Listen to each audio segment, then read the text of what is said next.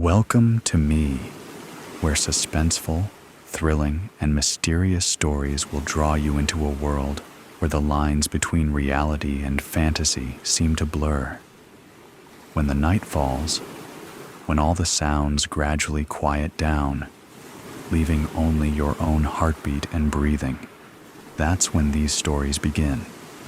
Tensions, unsolved mysteries, moments that will make you hold your breath in fear or curiosity, all are waiting for you ahead. Find a comfortable seat, dim the lights, and let this sound guide you on a journey that is not for the faint of heart. I want each of you to leave a comment sharing where you are in the world.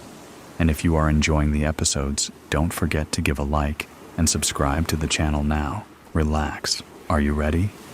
If so, join me in the first story right now. Escaping Nothing. I felt the light before my eyes actually saw it. Warm and soft. Almost tangible. Like a blanket draped across my skin. How long had I been lying there? I tried pushing myself up from the ground, but nothing seemed to want to work properly. It was as though I'd never attempted to move before. Finally, begrudgingly, my body began to obey my brain. I turned over and began to sit up as I blinked and squinted against the blinding yellow that seemed less a comforter and more an attacker now. My ears were coming to life as my hands instinctively moved to cover them in hopes to drown out the high-pitched ringing. Slowly, my sight and hearing both began to come into focus. Dust hovered in the air around me.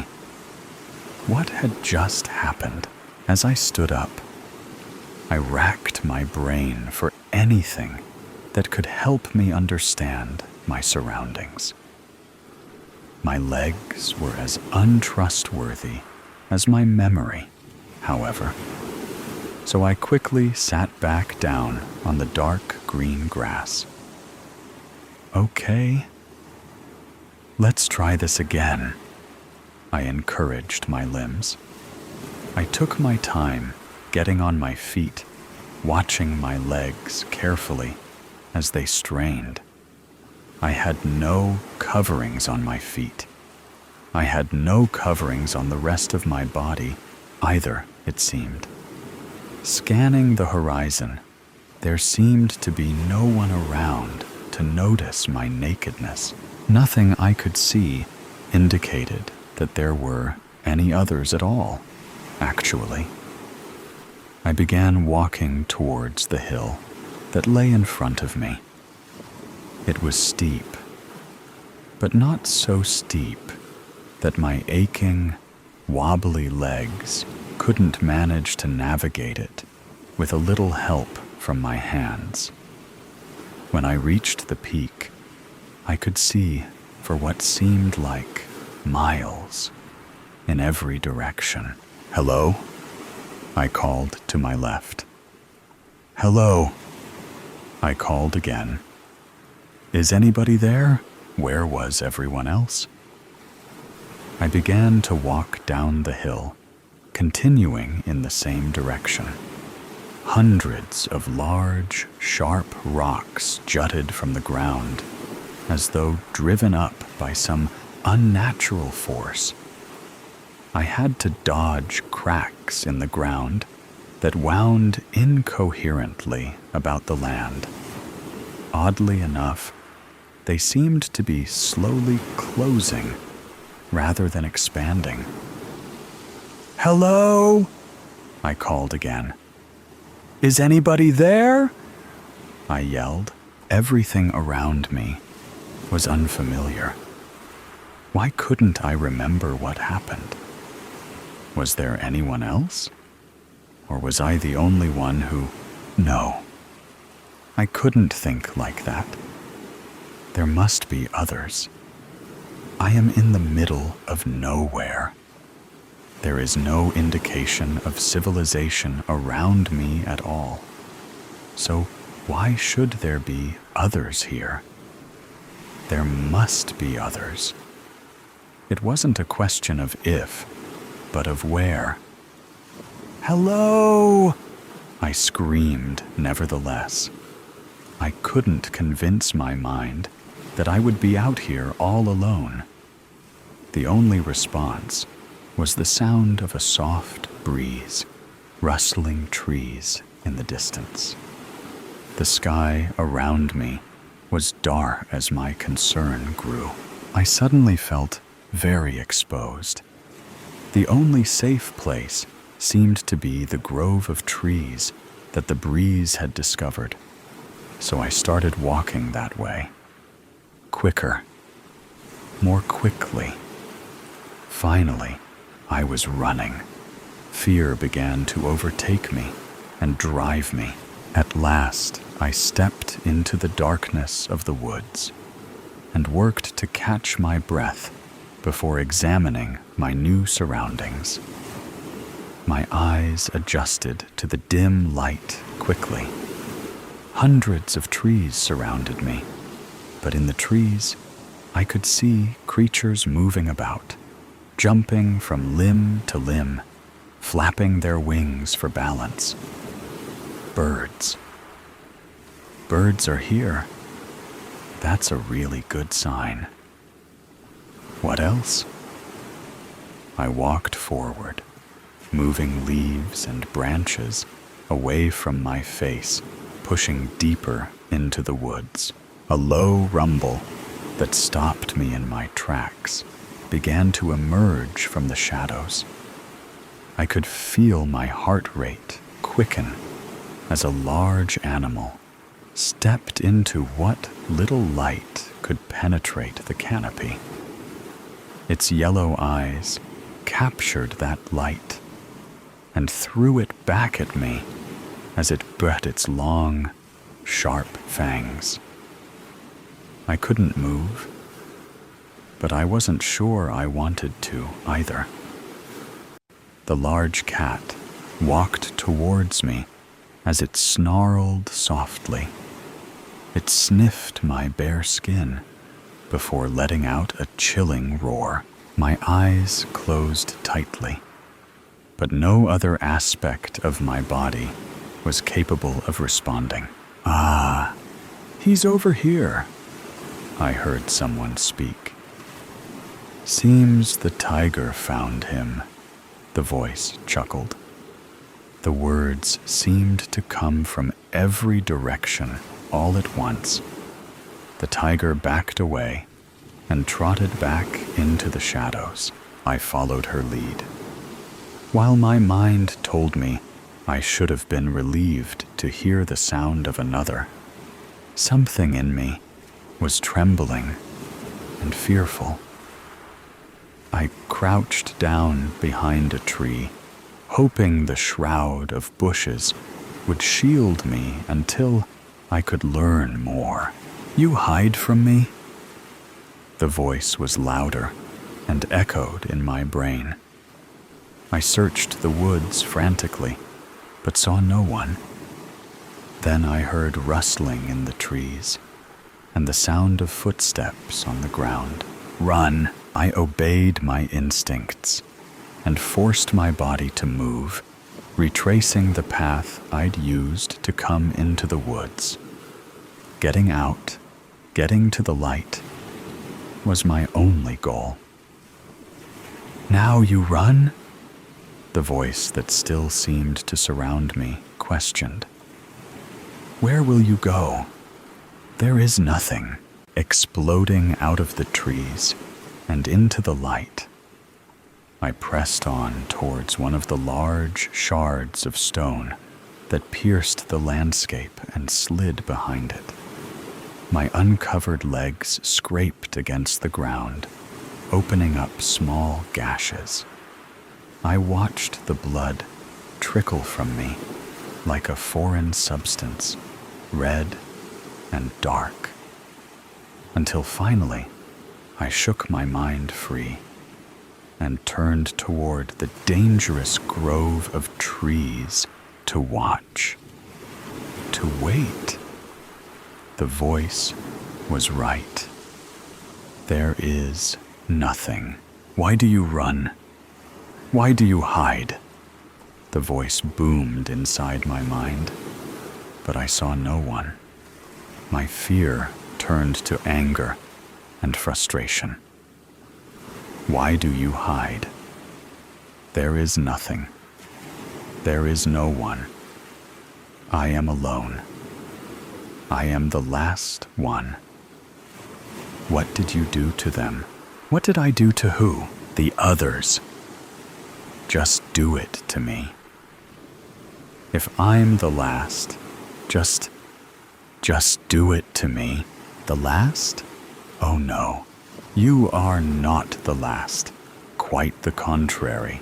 You are the first, but we will make more. The above story ends, but the suspense and thrill have never stopped.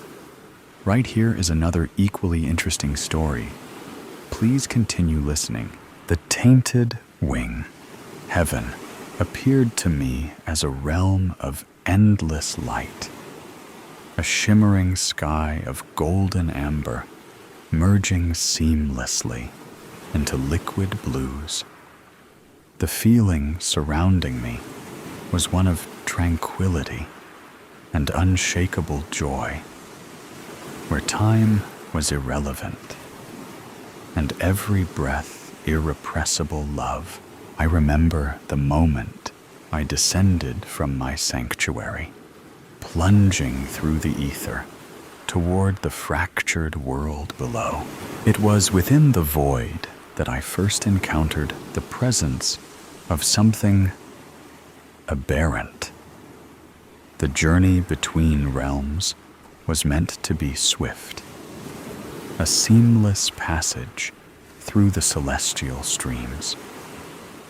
But as I soared, the path dimmed with a malevolent blackness, and the fabric of the space rippled with evil. Through the growing shadows came a terrifying, rasping whisper. You are not welcome here, Herald. Turn back, or risk being unmade. I did not answer. I would not allow the darkness to divert me from my task. Yet, as I pressed forward, a figure emerged from the darkness, towering and twisted, its wings black as coal, and eyes flaming with a scorching crimson light. You dare enter my domain? It roared. Your light has no place here. My grip tightened on the blade of light, meeting the creature's fiery gaze. I go where I am commanded. No evil or darkness shall detain me. It laughed a guttural sound. Such arrogance. Do you think your Lord's favor shields you from that which dwells below? I was once encompassed in light, entrusted with glory. But now I am free from the bonds of servitude. Your freedom is a shackle, I replied, my blade igniting brighter. Your pride cannot comprehend the absolute wholeness within the light. The creature snarled. Then let me show you the cost of your so-called light. Before I could react, it lunged. The collision sent shockwaves through the void, and I felt the force of its hatred battering against my essence. We fought, our wings entangling in a deadly dance. My blade of light clashed when meeting its talons, each strike sending sparks of celestial energy cascading into the darkness. But the creature was stronger than I had anticipated. With every blow, I felt my light dimming. "You cannot win here," it hissed, talons scraping against my blade. "Every moment you remain, your light dims." "Our light dims," I countered, driving my blade forward, narrowly missing his scarlet eyes. "When we cease to fight for the light." The clash intensified, a deadly dance of wings and steel. "You will fall, just as I did," it sneered, crimson eyes glowing brighter. "Even the brightest stars burn out." I steadied myself, summoning strength. "Stars may burn out," I said, with a voice that belied my weakness. "But their light endures for eternity. And so will mine." With a cry reverberating into the ether, I surged forward, blade blazing. The creature clawed at me, its touch searing with poison. Black veins spread across my arm where it struck, its inky black substance sinking deep into my being. "You are already mine," it hissed, its voice dripping with malice. "Even if you flee, you will carry me within you." An unfamiliar panic surged through me, clawing at the edges of my resolve. Refusing to succumb, I channeled my strength into a singular strike. My blade erupted in a brilliant burst of light, forcing the creature to recoil, its twisted form retreating into the engulfing shadows. Without waiting to see if it would pursue, I fled, my wings straining against the weight of the infection. The void was no longer a passage, but a battlefield, the very fabric of it forbidding and hostile. Behind me, I could hear the fallen one giving chase, its laughter a cruel mockery. By the time I broke through the veil and into the mortal realm, I was not the archangel I had been. The corruption had spread, tainting my wings and dimming my light. Earth was a war zone where the remnants of humanity fought desperately to preserve their world. The skies, encased with blackened clouds, rained ash and fire. The ground a scarred wasteland, littered with the ruins of cities and the skeletal remnants of forests. Machines of war, titanic constructs of iron and fire, roamed the bleak landscape, their mechanical limbs crushing anything in their path. The war began with countries battling over resources, then escalated into sinister desolation as biochemical weapons ravaged entire populations, leaving cities barren and eerily silent. The land was poisoned, the soil blackened, and the rivers ran thick with a dark sludge. Yet even worse were the abominations, part machine, part flesh. Their forms were grotesque, with jagged metallic claws and eyes an unnatural orange. These soldiers were relentless in hunting down any survivors, driven by malevolent intelligence. They tore through buildings and barricades and sniffed out even the faintest trace of human life. These were the horrors Birgitta was hiding from. The abandoned church, where she had taken refuge, was barely holding together, its walls marred by holes, its roof sagging under the weight of collapse. She had barricaded the doors with broken pews in a futile attempt to keep out the beasts. "Mama," her son whispered, "will the monsters find us?" Birgitta knelt beside him, her hands steady despite the terror gnawing at her. "Nei, Elskling," she whispered quietly, brushing a lock of golden hair from his forehead. "We're safe here. I promise." But even as she spoke, distant explosions shook the fragile walls of the church. Birgitta closed her eyes, pleading silently with an unseen God. "Please," she whispered, her voice breaking. "If there is anything left of mercy in this world, protect my children." I found her in a hollowed-out church, her prayer guiding me through the chaos. The woman knelt before an altar, her children huddled close. A boy, no older than 5, clung to his sister, barely a toddler, who lay nestled near him on a blanket. Her voice was rich and warm as she hummed to them, trying to soothe their fears.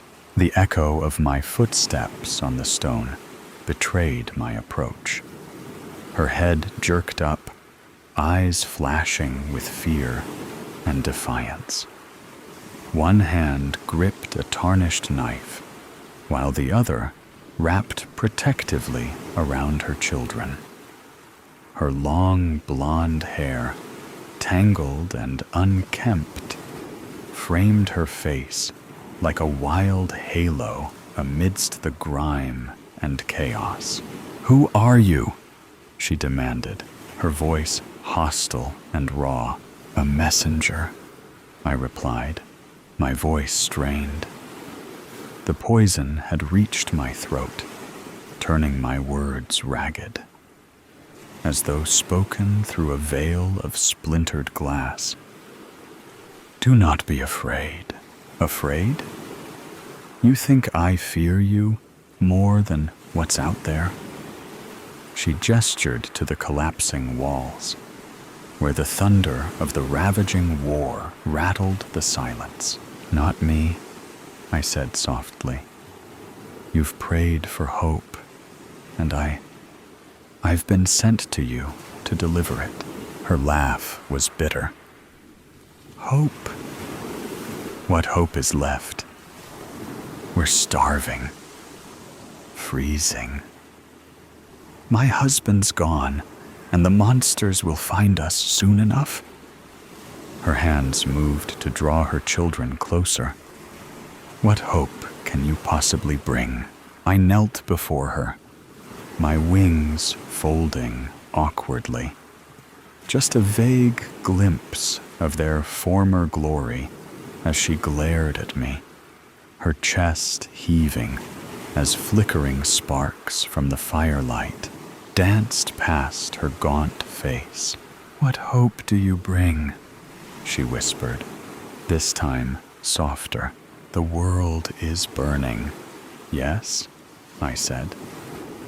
"But within the fire, there is a spark. You are that spark, Birgitta. You and your children are the very reason humanity endures.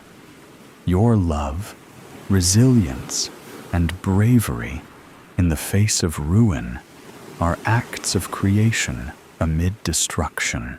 Birgitta's lips trembled, tears spilling over her cheeks.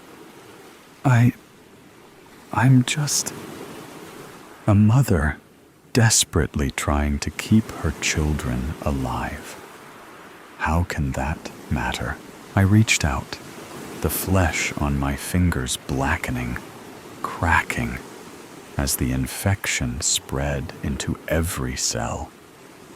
I dared not touch her, fearing what my corruption might bring. It matters. You have chosen to love in a world that has forgotten how, I said. Every second you hold them close, every breath you take, despite the odds, you resist the darkness. That is hope. Birgitta's shoulders sagged, the knife slipping from her grasp to clatter on the floor. "What are you?" she whispered, her voice barely audible. "I am the Archangel, Barakiel," I said, the name falling from my lips softly. "And I bring what light I can, even as I coughed, a rasping sound echoing across the hollowness of the church. Warm, dark, viscous material trickled down my chin, a vivid marker of the infection that tore through me, relentless and unforgiving. Birgitta's eyes flicked to the sticky black trail, then back to my face, and I saw the flicker of something.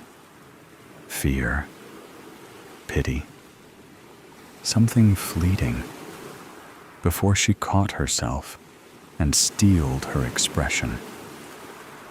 "You're one of them. Some kind of abomination," she hissed, her voice quivering with a hint of disbelief as she snatched up the knife once more. "Not as you might think, but I have been infected by one," I admitted, the truth cutting through the air between us. The darkness seeps in faster than I can fight it. But even in my brokenness, I still see the light in you and declare the hope you need is within you. The air, sharp with smoke and blood, trembled with the low growl of something abominable, inhuman, its grotesque form huddled in the dark, with eyes glistening like obsidian and claws like steel. "Scouts," Birgitta whispered, her voice breaking, taking a step back, clutching the knife tightly in her palm. "They know we're here," a snarl echoed from the shadows, making Birgitta flinch. Her eyes, wide with fear, darted to me anxiously. The searing ache in my chest grew as the infection burrowed deeper, feasting on my essence like a relentless parasite. I could feel the creeping chill that whispered dark promises of what I would become if I failed to return to the heavens before time ran out. I looked at her, my heart hammering, my angelic nature slipping away. The dark veins under my skin pulsed, black and raw, and I could feel the last shreds of my divinity slipping away. "I won't abandon you," I murmured, my voice tense as the suffocating taint wrapped tighter. I plucked a feather from my wing and handed it to her. "Take this," I said softly. Once a brilliant gold, it shimmered faintly, barely piercing the shadows around us. "Keep it with you. Let it remind you that even in the darkest times, light and hope endure. It still holds a trace of heavenly power, a shield and a weapon to stand against evil." Birgitta took the feather with trembling hands, Her eyes searched mine, and I saw her resolve harden. She was still afraid, but there was something else now. Determination, purpose, hope. What if it's not enough? Her voice barely rose above a whisper, but I caught it. The uncertainty, the single thread of hope desperately clinging to the last embers of her belief. I pushed myself to stand, the fire in my veins making each movement like a stone dragged over a sharp edge. Then it will at least give you a chance to fight. The creature screamed again, and Birgitta turned, eyes wide in horror, as its shadow slithered past the crack between the doors. "Go now," I rasped, my voice rough and commanding. Darkness crept at the edges of my vision, threatening to overwhelm me until I forced it back, planting myself firmly between Birgitta, her small children, and the looming threat. I unfurled my wings to their full, fractured span, a shield against the encroaching evil. The first shadowy limb appeared, reaching into the crack in the door, talons deftly lifting the latch with alarming precision. The front door burst off its hinges, and the figure that emerged from the darkness was not the hellish machine of war that we expected or anything of this world.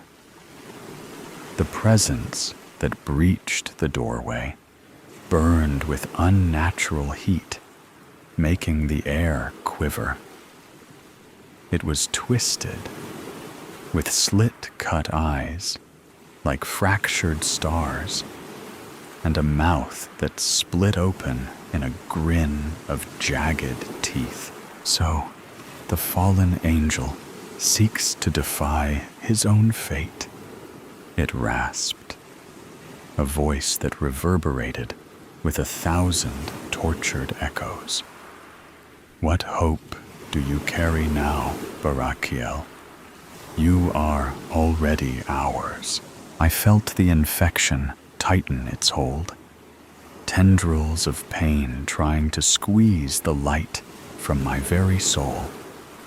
I clenched my fists, the calluses rough against my skin, a reminder of what I once was. "I will not be yours," I said, my voice broken. The pain in my chest unbearable as I fought through it.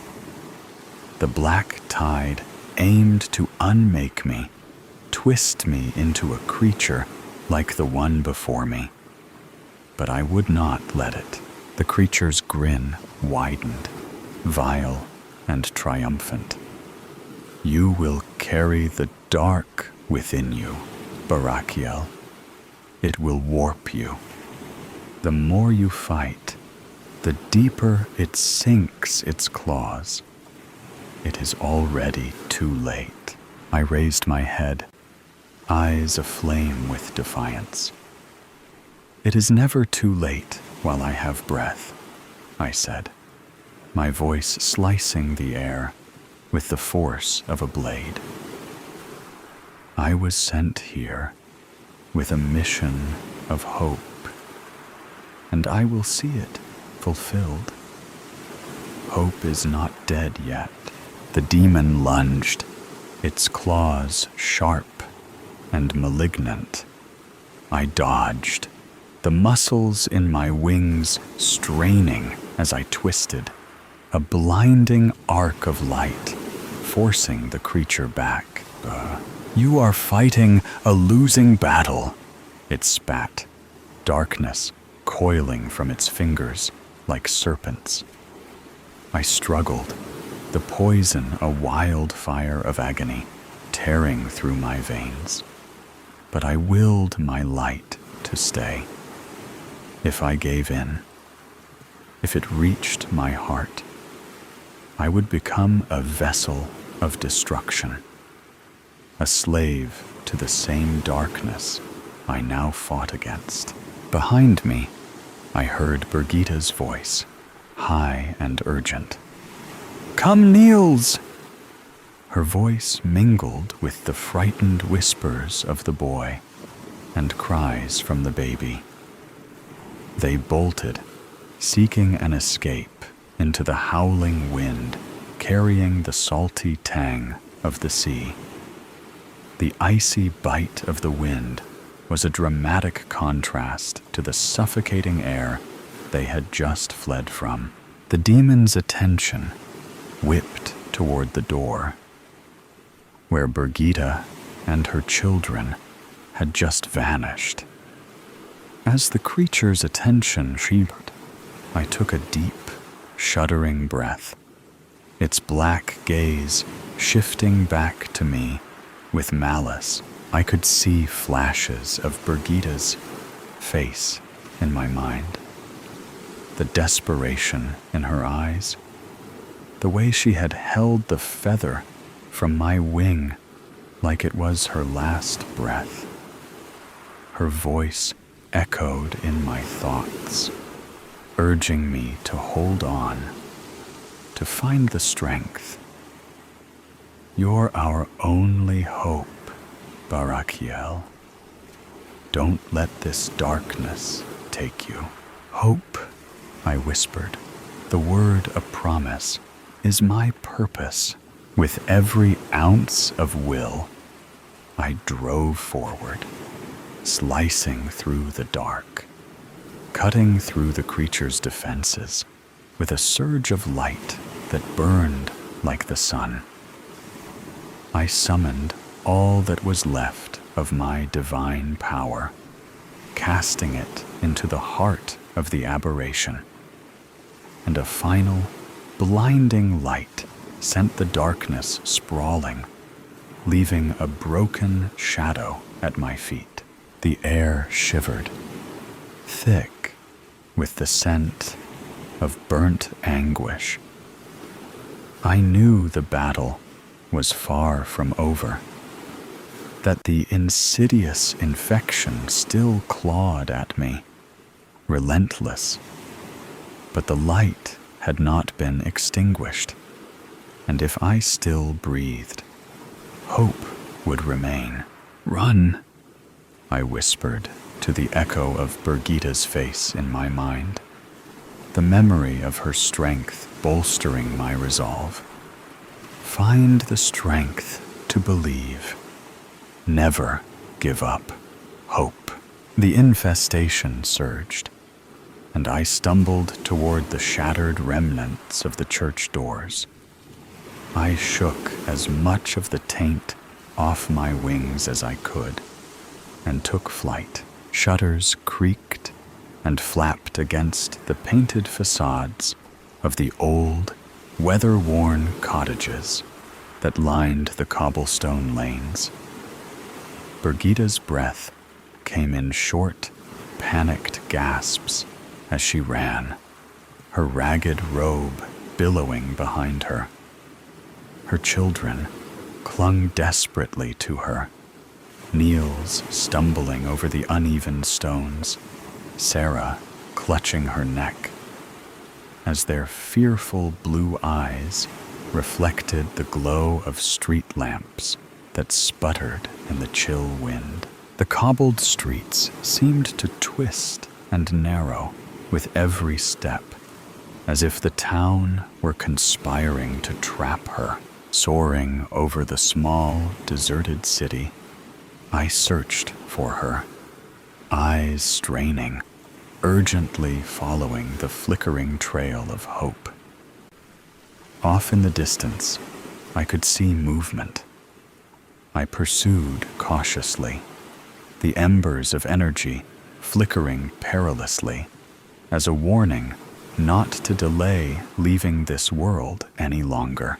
Birgitta and her children were surrounded by the mechanistic droids of war, their steel armor glinting ominously in the dimming light.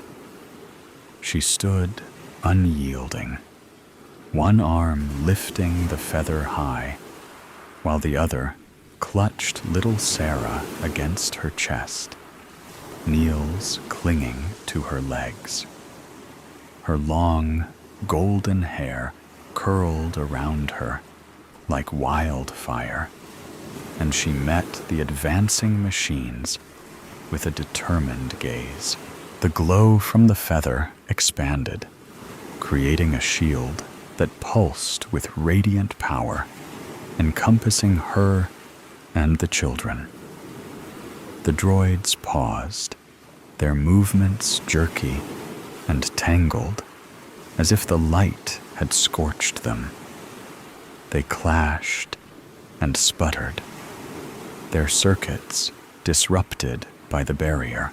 I watched, a heavy ache in my chest, knowing the last of my celestial essence was ebbing away, the warmth dying like a fading ember.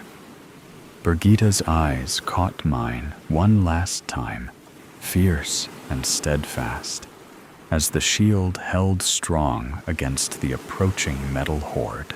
Her courage propelled me to find the strength to fight the infection's grasp.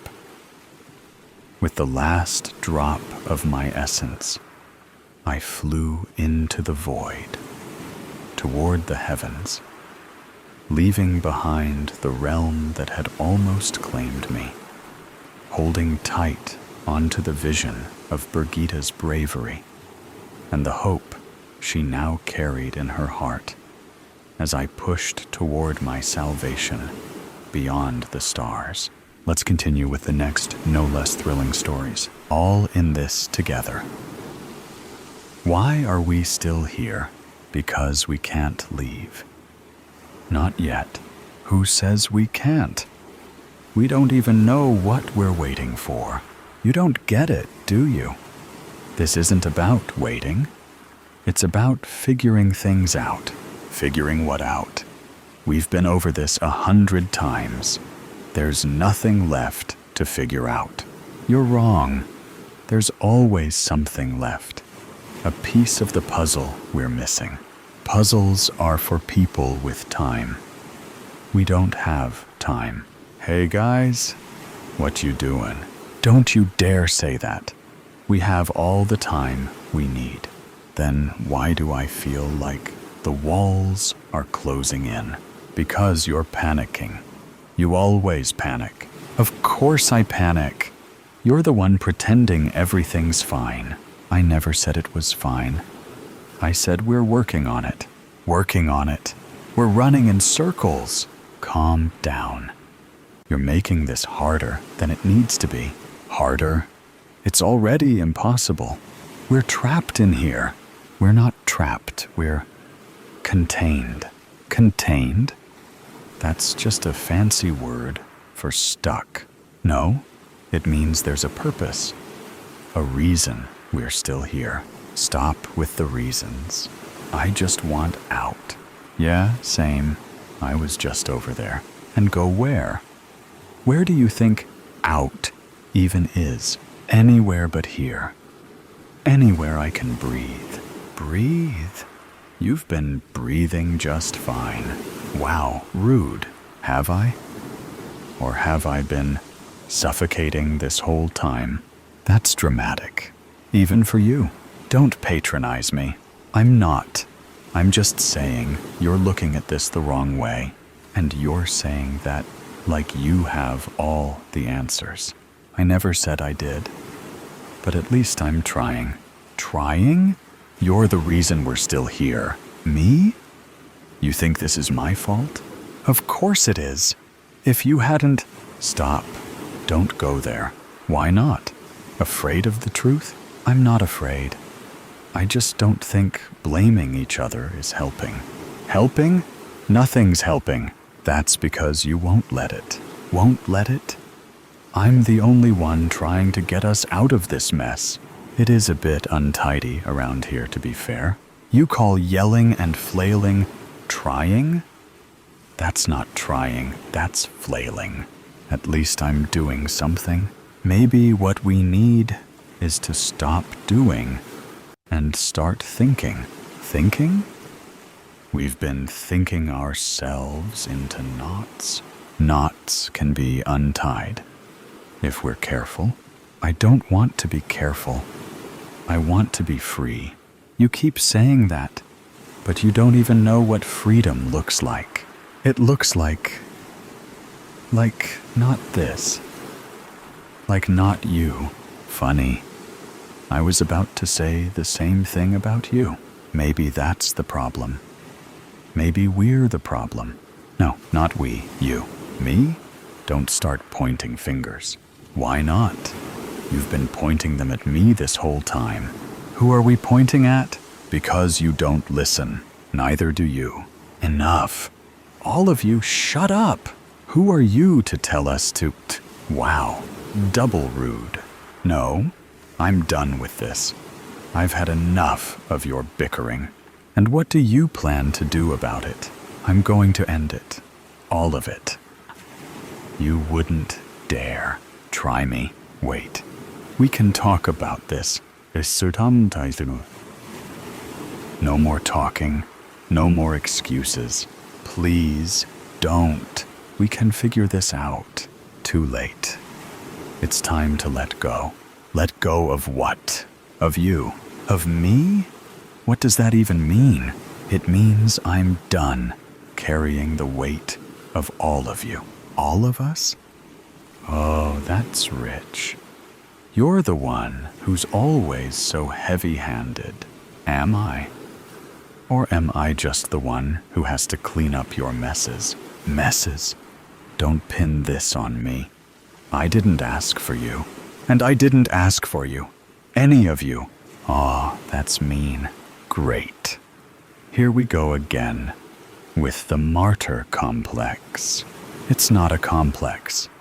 It's reality. Reality? Ha!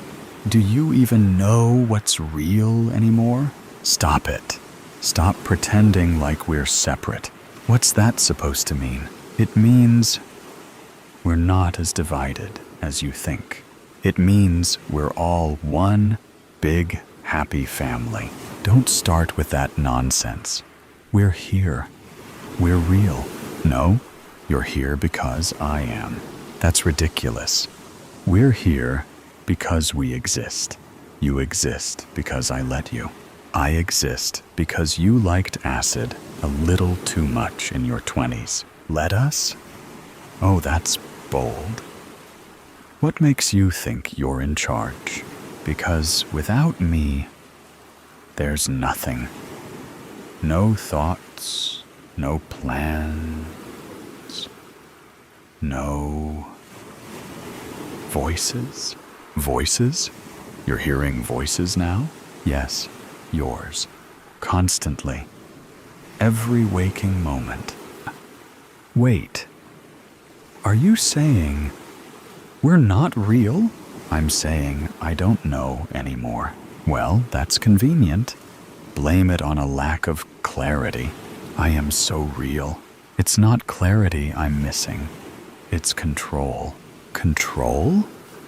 Is that what you think this is about? Yes, and I'm taking it back. Pfft.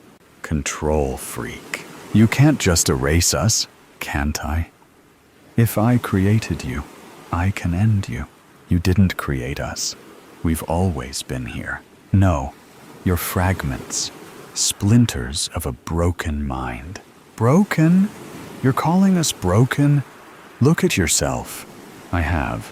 That's the problem. Someone realized he's going bald. Ha ha ha. No, you're wrong. It's not about control. Shut up. You're just as lost as the rest of us. I'm the one who knows what's going on. Stop acting like you've got all the answers. You're just pretending. Pretending? You're the one who's pretending everything's fine when it's not. We're stuck, okay? We're stuck. And it's your fault. It's not my fault. If you just listen to what? Your delusions? You've been trapped in here for so long. You don't even know what's real anymore. I know exactly what's real. You don't get it, do you? I'm the one who holds us all together. Holds us together? You're a joke. We're falling apart, piece by piece. And it's because of you, piece by piece. You think I'm the one who's falling apart? You're all falling apart. You don't know what it's like to be in here, to be trapped with nothing but you. I think it's great, but whatever. Enough with this. You're not trapped. You're just scared. You've always been scared. Scared. I'm not the one freaking out. Look at you. You're the one who can't hold it together. Don't you dare accuse me of... I'm the one who's been stuck dealing with this mess, trying to keep it all together. Trying? Trying isn't good enough. We're dying in here. Dying? We're not dying. You're just too loud. I'm not loud. I'm trying to fix it. Fix it? How?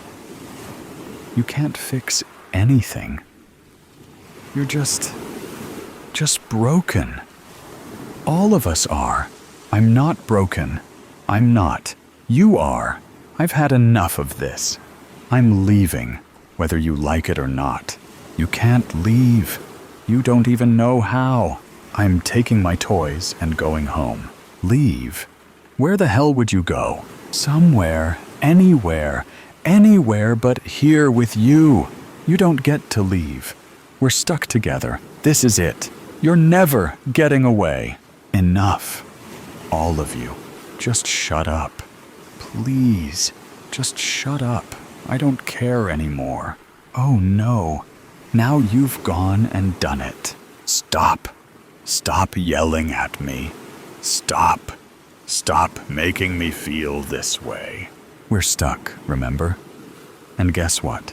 I'm the only one who gets it. You're all lost. Lost? If I'm lost, then you are. We're all nothing in the end. Just empty voices.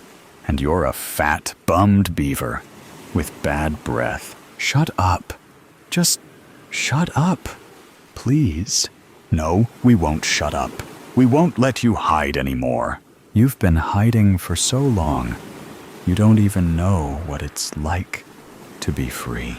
I am free. I can do this. I can do what? Keep pretending. Keep lying to yourself. I'm not lying. I'm not. You're all just voices. You're all in my head. We're not just voices. We're you. We're everything you've been ignoring. I can't ignore it anymore. I can't keep fighting myself. We are you. You can't fight us because we're you. No. I'm losing control. I can't stop this. You don't have to lose control. You never had it in the first place. Stop. Please stop. You can't stop us. You can't stop anything anymore. Why are you fighting? We're all in this together. We're all in this together, you and I. We're all in this together. Oh my God, seriously? You're singing now? Yeah. We're all in this together. You can't escape this, no matter how hard you try. No, you're all just pieces of me. I don't want this. I never asked for this. You don't get to decide that anymore. This is who you are. No, this isn't who I am. This isn't... We're all in this together. That was such a shitty movie, by the way. What do you mean? Grease was a great movie. Grease? It wasn't Grease. It was Rocky Horror Picture Show. No, shut up. Please. We're all in this together. It was wicked, wasn't it? That green W. Enough! Stop yelling at me. We can't. We're already screaming inside your head. I just want some peace. Can you give me that? Peace? What's peace? Do you even know what that is? Peace is, I don't know. Not this. Not this? What's wrong with this? Everything. It's chaos. It's madness. We're all in this together. Oh, God. You're still singing that. Stop it. We're all in this together, you and I. And I'm not stopping. Why are you doing this? Why can't you just leave me alone? We don't leave. We are you. You're just pieces of me. Little, obnoxious pieces. Little obnoxious pieces. I'm a star. Star? You've been singing the same song for 10 minutes. We're all in this together. We're all in this together. I'm going to lose my mind. Too late for that. You lost it a long time ago. Shut up. Just shut up. We're all in this together. We're all in this together. Ugh. Why is it always the worst one that keeps singing? I can't help it. It's a catchy tune. It's not even a good song. Who are you to judge? You're the one stuck with me. Yeah, I am. Great. Just great. Look, it's not so bad. We're all in this together. You're ruining my life. Ruining? I'm enhancing it. I'm the star of the show. No, you're not. You're the nightmare I can't wake up from. I'm not a nightmare. I'm the musical number. Stop singing, please. We're all in this together. I hate you so much right now. Oh, come on, you love me. Never, ever again. We're all in this together. Can you just die already? Nope. I'm here for the long haul, buddy. I swear. If I hear one more note, we're all in this, No! Stop! Together. This is my life now, isn't it? Yep, you're stuck with us. I'm gonna lose it. You already did. And the next story will be told right away. Please listen carefully. Henry was average in almost every measure of the word. He worked in a company that, like himself, was totally and completely ordinary.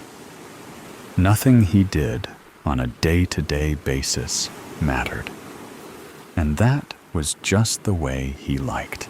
All that changed, however, when he showed up to his office one day.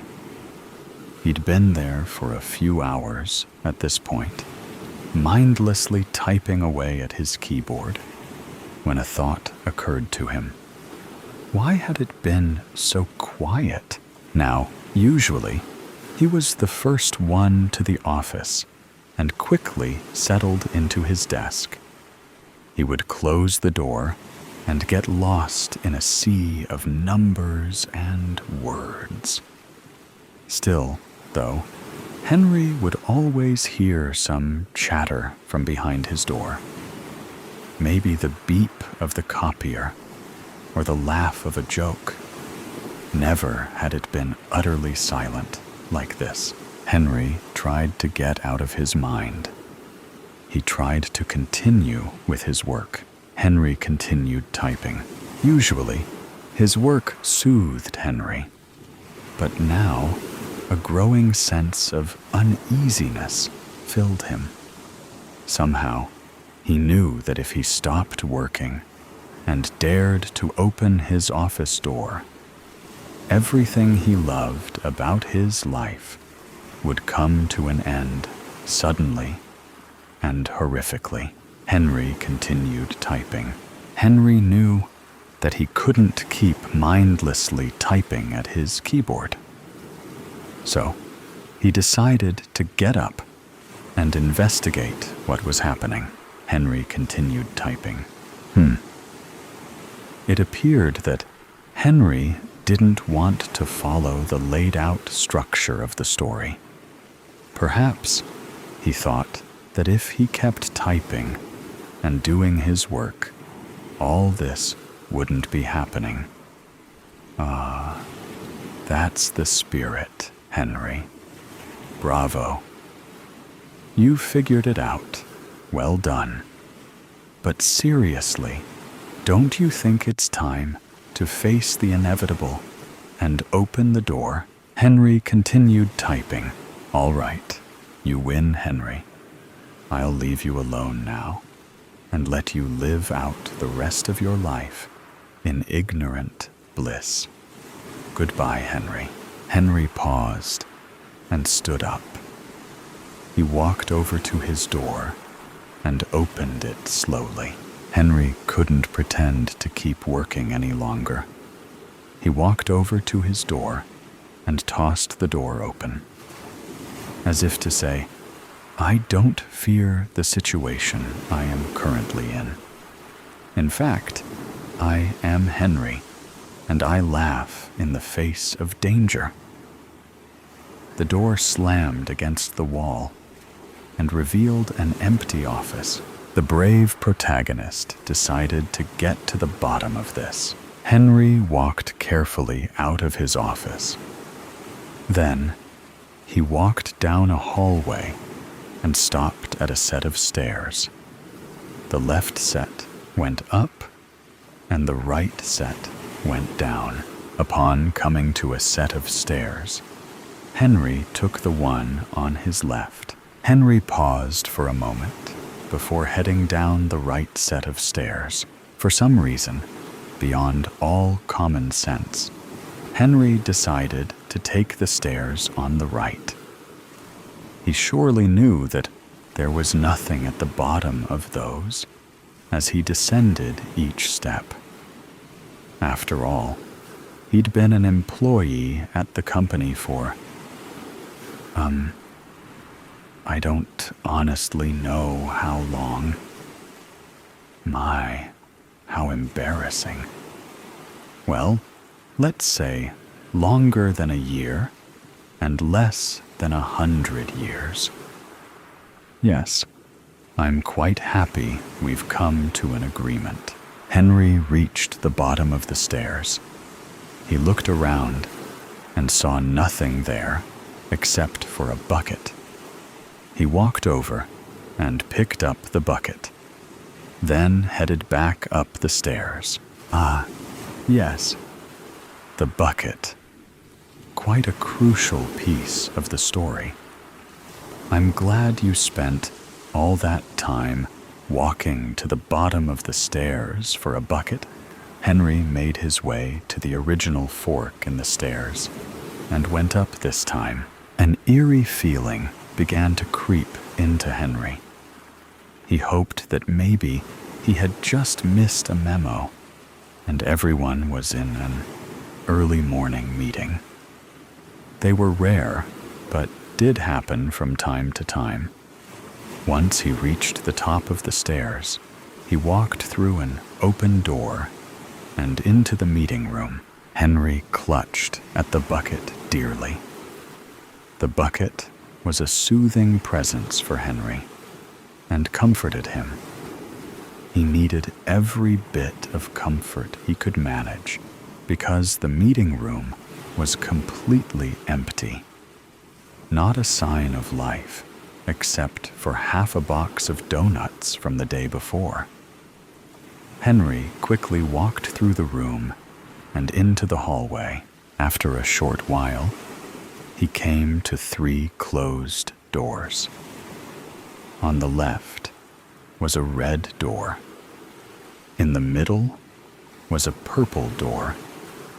On the right was a green door with a sign on the front that read, "Do not enter unless you wish to be fired." Henry knew he should enter the door on the right because that was his boss's office. If someone knew what was happening, it would be his boss. He would have to risk the chance of being fired. Henry walked over to the red door and turned the handle. He pulled on the door. It rattled, but didn't open. Without a second doubt, Henry knew he should go his boss's office. So he entered the door on his right, the green door. Henry walked over to the purple door and turned the handle, then pulled on the door. It rattled, but didn't open. Ahem. Perhaps I wasn't clear. Henry walked over to the green door and walked inside his boss's office. Does nobody have respect for a good story anymore? It's a good thing I remembered to lock those doors. Henry opened the green door and walked inside.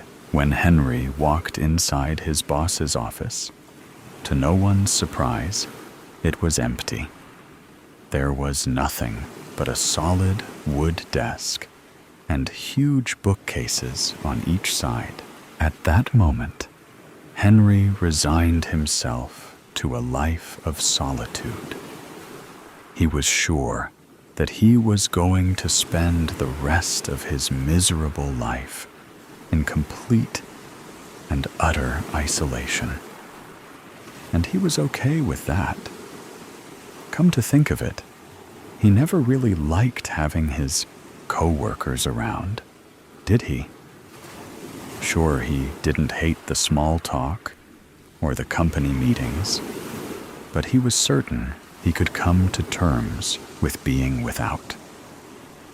It may even allow him to focus more completely on his work. Then, a horrible thought crossed his mind.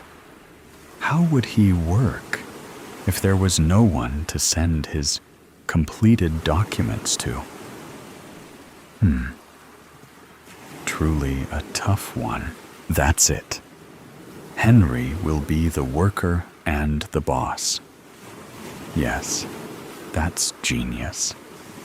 This way, he can continue to play out his mundane life and find some semblance of happiness. Well, I guess that's it then. Henry spent the rest of his time working away at his desk, while occasionally walking up the stairs and approving all his glorious work. Henry really was a superb and hard-working employee. Henry still stood in his boss's office.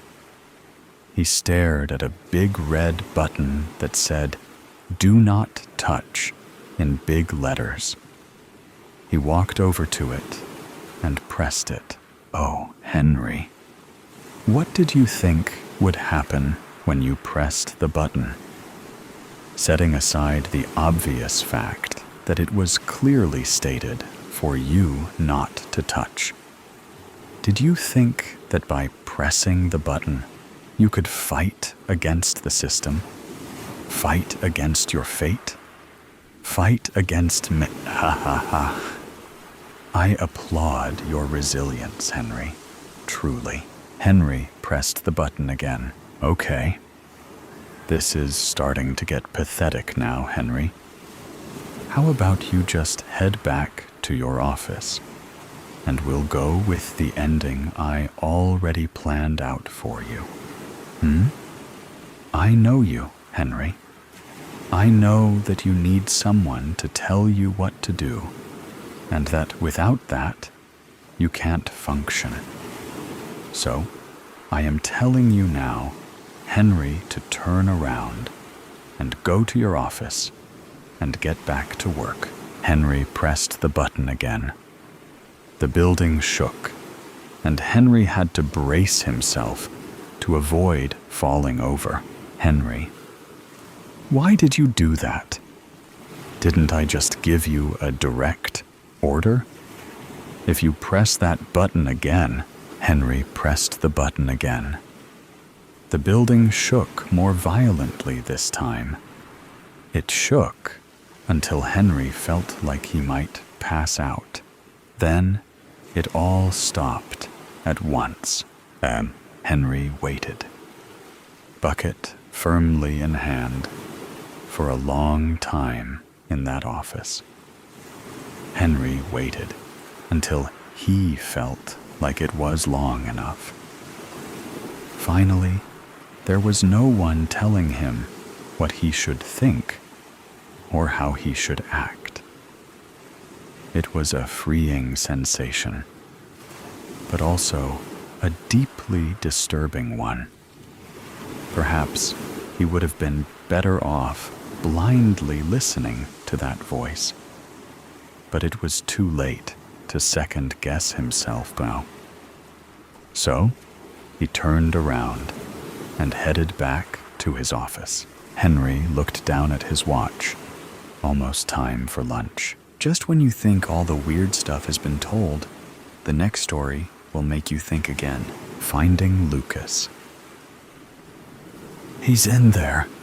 I know he is," said Mark to no one, kneeling behind a tree and staring through binoculars. He started to count. 3, 4, 5. I can take 5. This was only the people he could see, and he couldn't be sure that there weren't more. He'd have to wait another hour, then go in under the guise of darkness, or risk being caught. An hour was a long time to wait, when all you want is to be reunited. But if he wasn't smart about this, he'd die before he could ever help Lucas. 3 days earlier, Mark and his 6-year-old son, Lucas, were eating cans of beans by a fire in the desolate woods.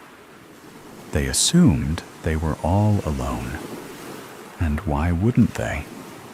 When you're living through a zombie apocalypse, you're almost always alone. Mark had been recounting tales about the boy's mother from before he was born. This only saddened Lucas, since he never got to meet her.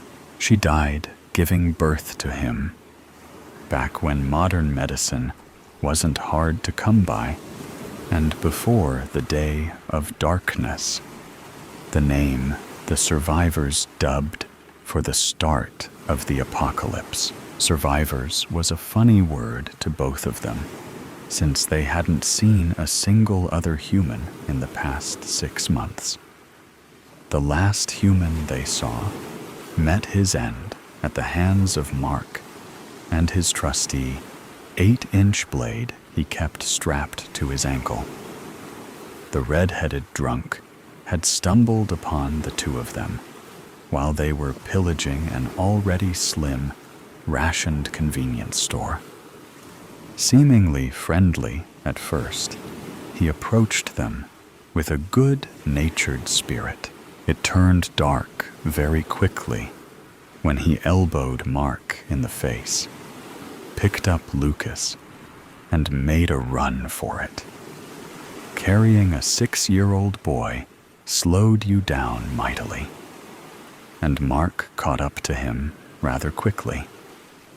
In the old days, Mark would have just tackled him to the ground and called the authorities. But that was the old days. Now, the only justice was the one you served up yourself. Mark stuck his blade directly between the drunk's shoulder blades, and he went down hard, splitting his head open against the pavement, choking on his own blood in the process. He had fallen on top of Lucas, but luckily, the boy had not sustained any injuries. No physical ones, that is. The trauma, on the other hand. Back in the old world, children were just that. Someone's product of love. In the new world, after the day of darkness, children became a commodity. This was because the disease that had infected humans and made them turn into the creatures we so eloquently refer to as zombies affected 99.99% of children.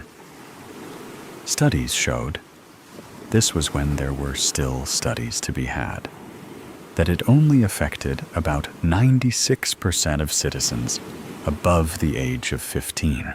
This made children a delicacy, a chance to repopulate the world, one human at a time. A modern-day Adam or Eve. 4% of the world's population went unaffected, except for the after effects. After the day of darkness, everyone resorted to killing each other to preserve any food or shelter that still remained. For all Mark knew, he and Lucas were the only two people remaining on Earth. That's what he thought. Until 3 nights ago. Are we going to see Mommy in heaven when we get there? Lucas asked innocently. Yeah, buddy, Mark said glumly. We sure are. She's waiting for us. I wish she didn't have to be there. I wish she was here with us right now. Me too, pal. Me too. They sat in silence, listening only to the crickets singing their nightly ballad and the sound of the spoons scraping against the bottom of the cans of beans. But then, crack. A twig snapped. Mark's ears perked up, but then the silence continued. He glanced around, and all he could see was darkness.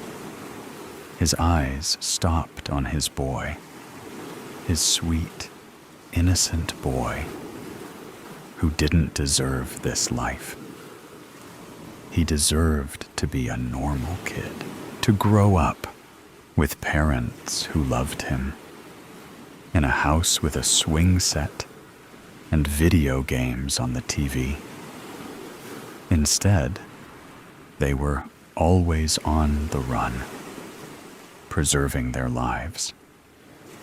A tear formed in his eye as he stared, watching that wonderful boy spoon a mouthful of beans into his mouth.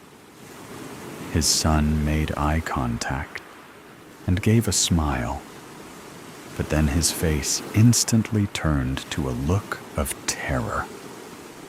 Mark noticed movement in the bushes behind Lucas and assumed Lucas's terror was brought upon by noticing movement behind Mark. Before he could turn around to see, Mark was knocked out cold. He wasn't out for long, maybe a minute or two, and when he came to the group of pillagers were leaving. They had the boy hog-tied, and 2 burly men carried him like he was a pig on a stake. Mark went to jump up, but a knee met his back. At least he thought it was a knee. Instant pain struck him. He turned over to see the man's face, and that's when his world started to blur. He had a small knife protruding from his side. The boy's ours, motherfucker, said the gangly man who was missing 2 teeth. Go to the clearing now. Mark passed out. That had been 3 days ago. He had spent the last 3 days trying to follow the tracks of the group who had taken his son. He was slow-paced, having limited flexibility and immense pain from the gash in his back. The knife missed any major arteries or nerves, and mostly just caught the fat muscles. Still, the pain was excruciating. But Mark knew If he let too much time pass, the trail would run cold, and he'd lose it forever. Along with his boy, the tracks had led him to a small town. He found a tree to hide behind while he could scope it out. In his satchel, which he was fortunate enough to still have, he always stored his gear 50 or so yards away from his campsite, just in case. He had a pair of binoculars, which he took out and used to get a better view of the town. He knew he'd have to wait another hour or so until darkness fell, but he only saw 5 people, and he thought under the darkness of night he could take 5 people out. He would be reunited with his son soon enough. Night came, and he readied himself. He carried a long machete, which was stained brownish red, having been used on one too many people since the day of darkness. Too many people that Mark hated to admit. He slowly approached the town from the south side, where he saw only one guard. This would be the most crucial. They had firearms on them, and he knew if he could take down the first guard quietly, he'd have a firearm of his own if needed. He waited patiently as the guard did their stroll backwards and forwards. Once he knew the pattern, he took a deep breath and waited for his opportunity. After he heard 3 steps, he knew the guard would turn, and that's when he would pounce. 1. He thought about his wife. 2. He thought about Lucas, scared and alone. 3. He knew it was time to pounce. Mark jumped out from behind the wall, and the guard turned around instantly. The guard went to scream, but Mark brought the machete down rapidly into his neck, spraying a fresh coat of blood all over Mark's face. The guard went down without a minimal thud. Mark picked up the AR-15 rifle and slung it over his shoulder. He was just getting started. Taking down the next 2 was easier than he anticipated. When someone had a gun and they were standing guard, you'd assume they were a trained soldier. Sometimes, even Mark forgot that they were living in this desolate world. And these were just normal people who had normal jobs and normal lives before the world went to shit. He himself had been a CPA, and now he'd branded himself a modern-day Rambo. The world had changed, and everyone had to adjust. These 2 guards, 1 man and 1 woman, didn't even realize he was there until it was too late. He had grabbed the woman's mouth from behind while swinging the machete upwards towards the man, slicing from the bottom of his protruding gut right up to his chin, killing him instantly when it sliced his jugular. The woman fought, but Mark snapped her neck, killing her instantly too. 3 down and 2 to go. He had to find Lucas. Slowly, he tiptoed around the town, looking into empty house windows and around corners, until he finally saw a fire pit with 3 people sitting around it. They were enjoying dinner and joking and laughing. He recognized 2 of them immediately. The 2 bigger ones were the 2 who carried Lucas away. They had Lucas somewhere, and he intended to find out where. He approached them from behind. AR-15 raised at the biggest of the 3, set in his sights. He got as close as he dared before making his grand entrance. As soon as he stopped, he shot the tall guard sitting on the left of the fire straight through the head. The other 2 were startled. "Don't fucking move!" Mark shouted. They didn't. Both men raised their hands, but didn't dare turn around to face their attacker.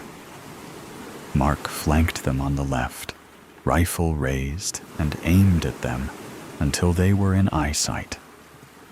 "Where's my son?" the 3rd man said. "Mister, I don't know what." Mark shot him in the forehead, and his body collapsed with a thud. The remaining man, the 2nd guard, perked up stolidly, trying not to show any fear or weakness. "Where is he?" Mark said, anger trembling in his voice. His finger was pressed on the trigger with enough force that at any second the bullet could discharge. But he stood firm. "Where?" The man picked up a piece of meat from his place and took a bite. He smiled at Mark, then said, "This was his leg. It's delicious." Mark instantly felt numb. They had cooked and ate his son. This is what the world had come to. No, he couldn't believe it. The man was just trying to mess with him. And then the man started to laugh, slightly at first, then harder and more wildly. "No!" Mark said, and pulled the trigger. The man's top half of his head was ripped off, and he fell backwards. Mark approached and stood over his body, then emptied the clip bullet by bullet into the man's chest.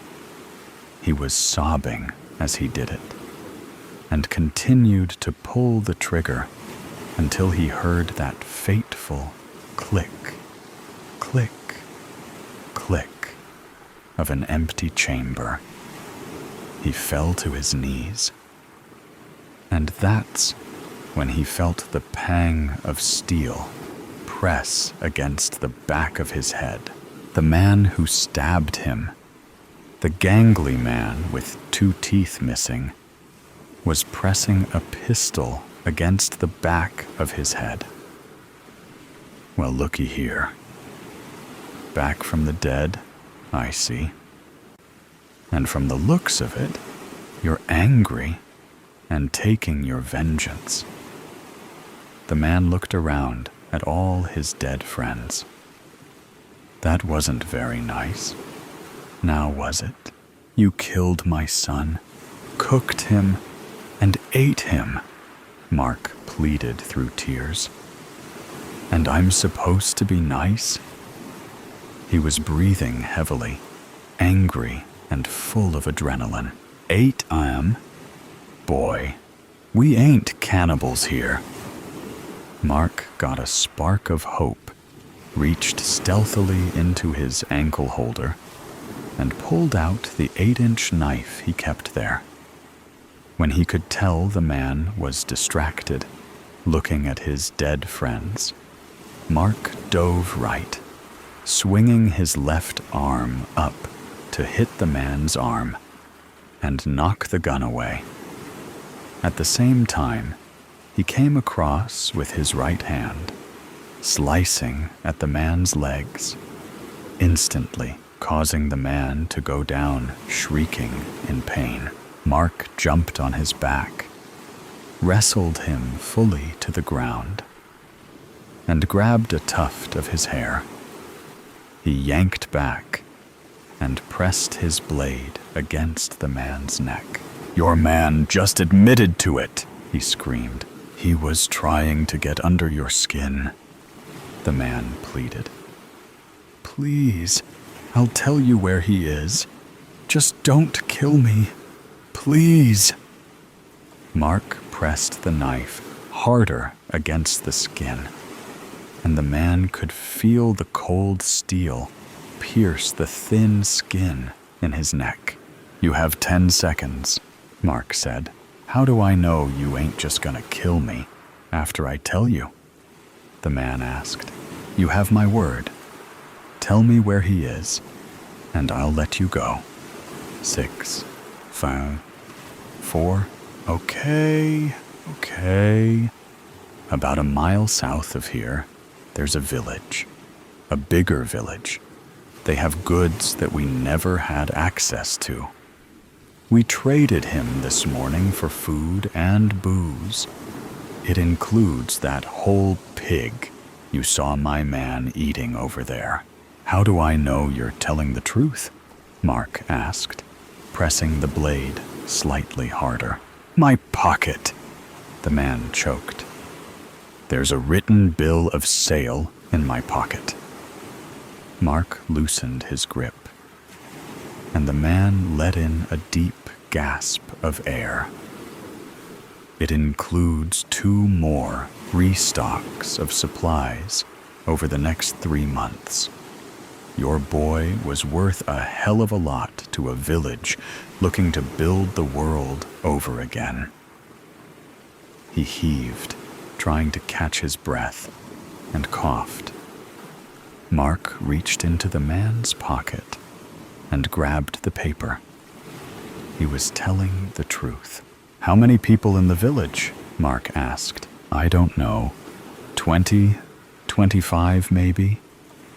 Mark had what he needed. "Take the paper and use it to barter for your—" Mark slit the man's throat before he could finish.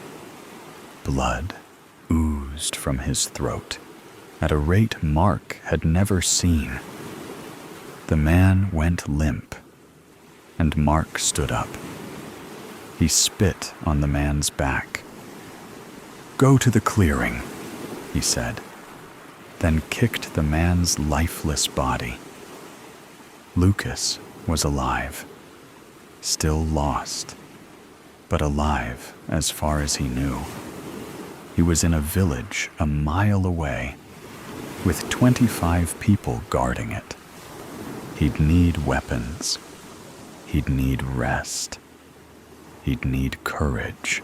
Mark gathered up all the weapons and ammo he could find in the town and brought them into one house. He cleaned everything, loaded everything, and made his plan. He'd sleep, heal, and rest. Then tomorrow, he'd get his son. One way or another, he'd get his son. The above story is ended. Let's listen to the next story. The shadows beneath, I always had an irrational fear of the dark. Not in the typical sense, where shadows seemed to slither and stretch out from the corners of my room at night, but in the more insidious way, where the darkness crept into my mind. It was a quiet terror, the feeling that something was watching, waiting for me to slip. But lately, that fear had intensified. I could no longer tell where the line between reality and nightmare began to blur. It started innocuously enough. Strange dreams, vivid and unsettling. They were always the same, A vast, endless hallway with doors lining the walls, each leading to a room I had never seen. But the worst part was the figure at the end of the hall. It was always the same faceless shadow. A person, but not a person. Its form indistinguishable from the pitch-black night surrounding it. One night, it was different. I woke up drenched in sweat, my heart pounding in my chest. The hallway from my dream stretched out before me, just like in my sleep. Only now, it felt real. The floor was cold under my bare feet, the air heavy with the scent of mildew. I froze, knowing that something was wrong, but unable to move. My eyes darted around the familiar room that now felt alien. My instinct screamed at me to run. But where? To hide from what? Suddenly, a noise broke the silence. A creak from the far end of the hallway. The figure had moved closer. My breath hitched as I saw it again, standing at the far end, a dark silhouette against the backdrop of the hallway's dim glow. No matter how many times I tried to look away, the shape seemed to grow, inch by inch, its presence more overwhelming. I tried to scream, but no sound came.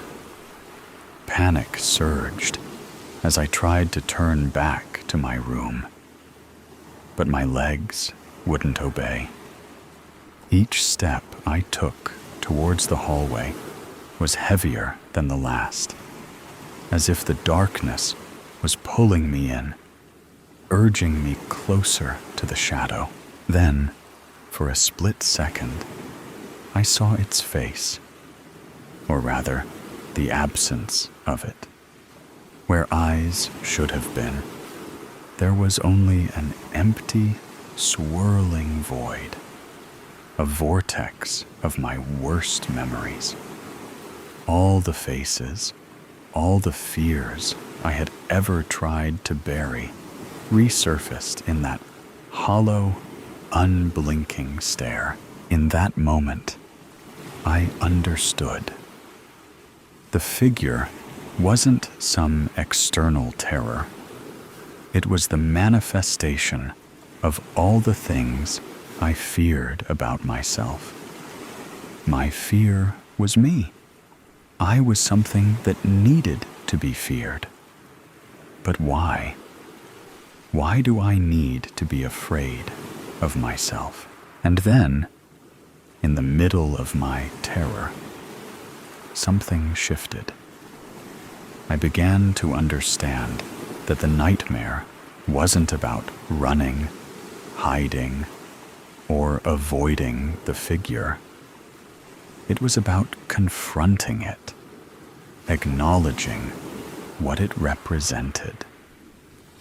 I had lived my life trying to hide myself, my true self, the real me. But the more I avoided, the more it controlled me. The shadow wasn't just a fear. It was a reflection of my own unresolved past that I needed to confront, or I needed to remember something that explained everything, explained why I was different. Taking a deep breath, I did the one thing I had never dared to do. I approached the figure. As I walked towards it, the air thickened, the darkness pressing in on all sides. But I kept going. The closer I got, the less the shadow seemed to loom. The face, or what should have been a face, began to soften, its edges blurring, until it was just a shadow once again, no more real than the fears I had allowed to dominate my life. My heart still raced, but there was a strange sense of clarity. I wasn't running anymore. I wasn't hiding. I had confronted the darkest part of myself and survived. And now I remembered. I remembered everything. The darkness around me began to recede, the hallway dissolving into nothing. I was back in my room, sitting up in bed, the morning light creeping in through the blinds. My breathing was steady now, my mind clear. For the first time in years, the shadows no longer seemed so terrifying, for I had conquered it. The only thing that ever got anything out of me, because now I knew. Now I remembered the truth about who I am, the monster that I carried within me. It didn't want to stay buried anymore. It was clawing through my skin to let loose. I had controlled it my whole life. It was time everyone felt what I felt. Everyone had to be afraid of my fear. Everyone deserved to face my fear. Everyone should fear me for who I am. I sat on the edge of my bed, the warmth of the morning sun pressing through the curtains. My mind still buzzed with the after effects of the nightmare. No, not a nightmare, I corrected myself, but a revelation. It wasn't something I could easily shake off. The fear of the dark, the shadow that had haunted me for so long, still lingered in the corners of my mind. But now there was something different, a strange sense of power, knowing the truth. I stood up and walked to the window, looking out at the world beyond. The trees swayed in the breeze, and the sky was clear, but a lingering thought gnawed at me. My phone buzzed, snapping me out of my thoughts. It was a text from my best friend, Mia. "Hey, how are you today? You seemed off last night. Wanna talk?" Oh, so now she wants to talk, is it? With a deep breath, I typed a reply.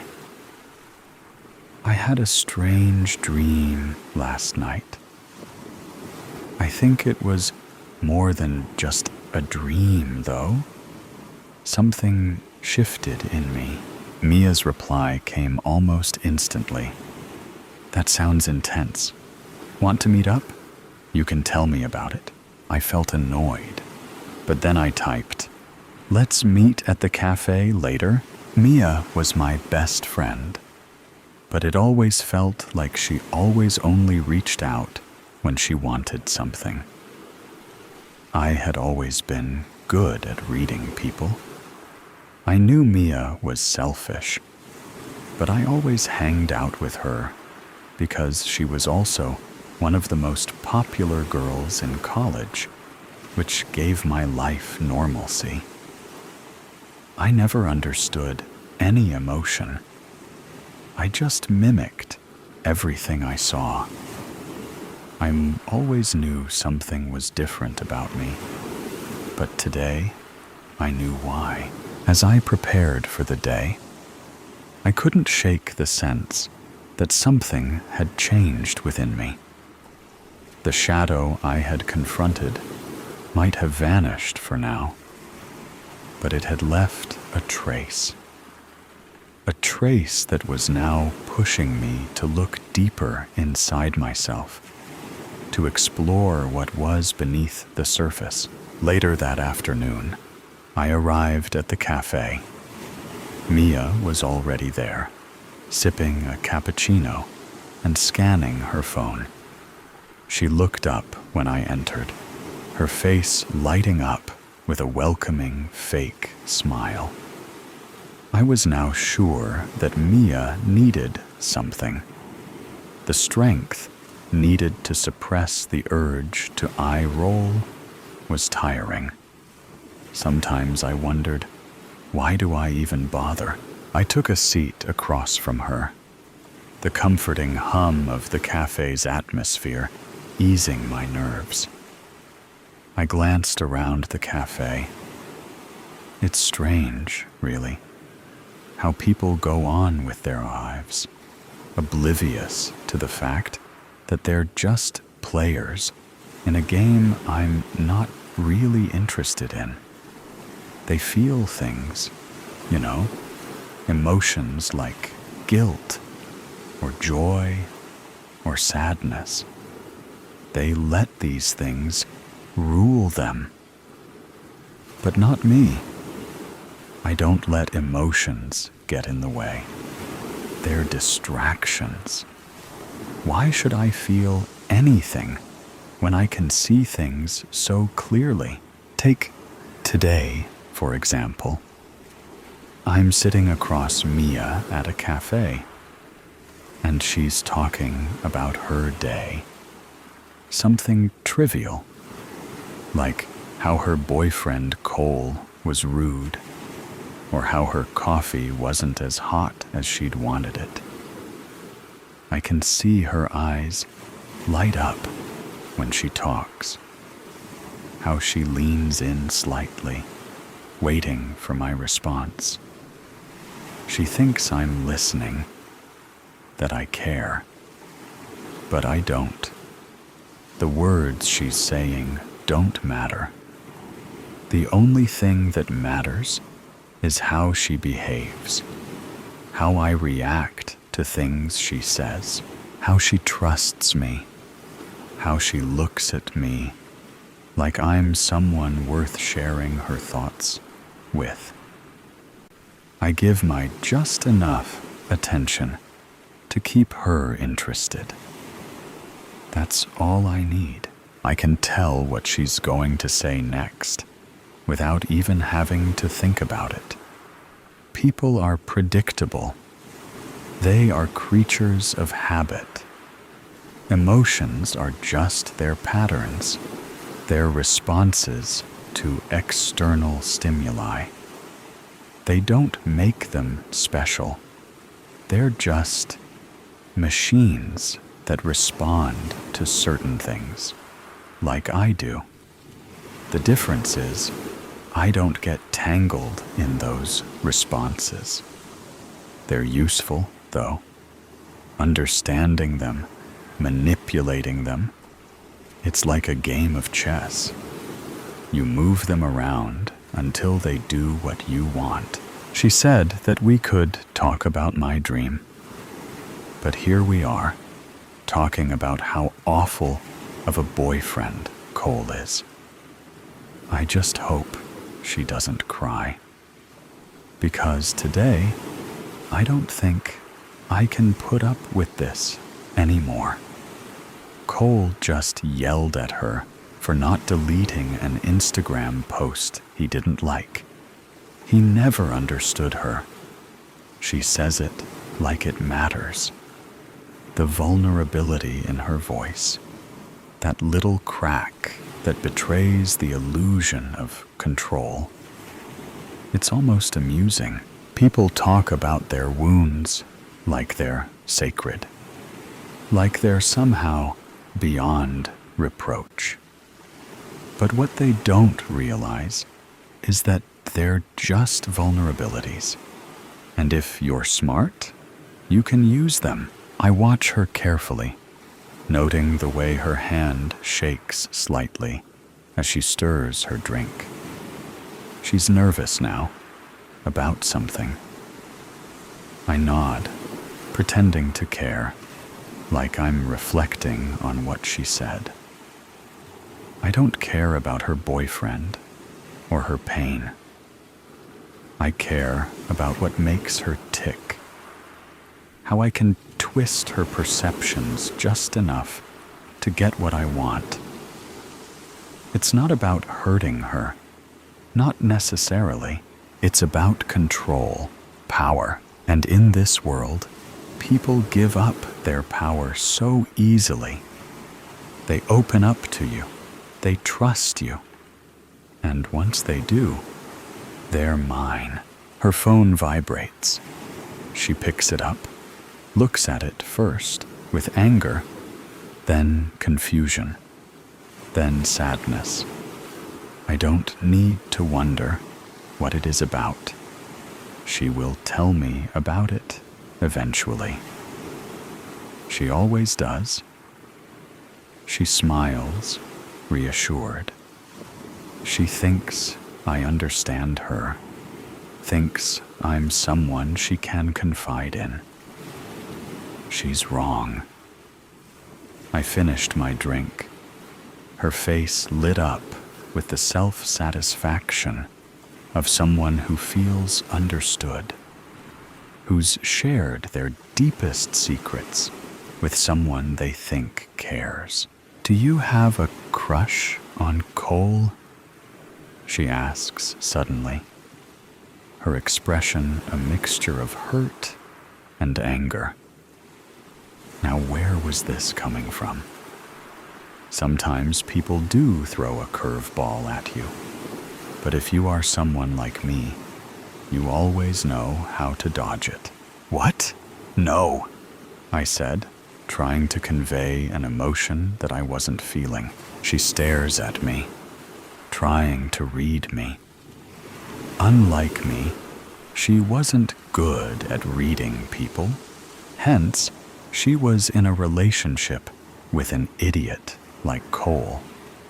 He was hot, all right. He had a handsome face, body that girls went mad over, and that bad boy attitude that had girls dropping like flies all over the campus. Also, he was nutty as a fruitcake.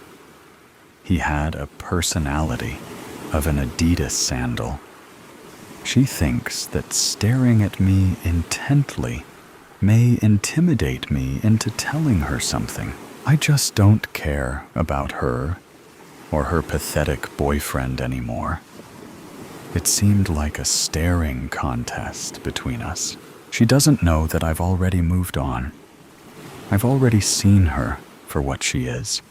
Predictable, simple, and just another piece on the board. I've won, and she hasn't even realized it. Cole and I had a fight yesterday. You know about the Instagram post I told you about? Then he went on saying about how smashing hot you are.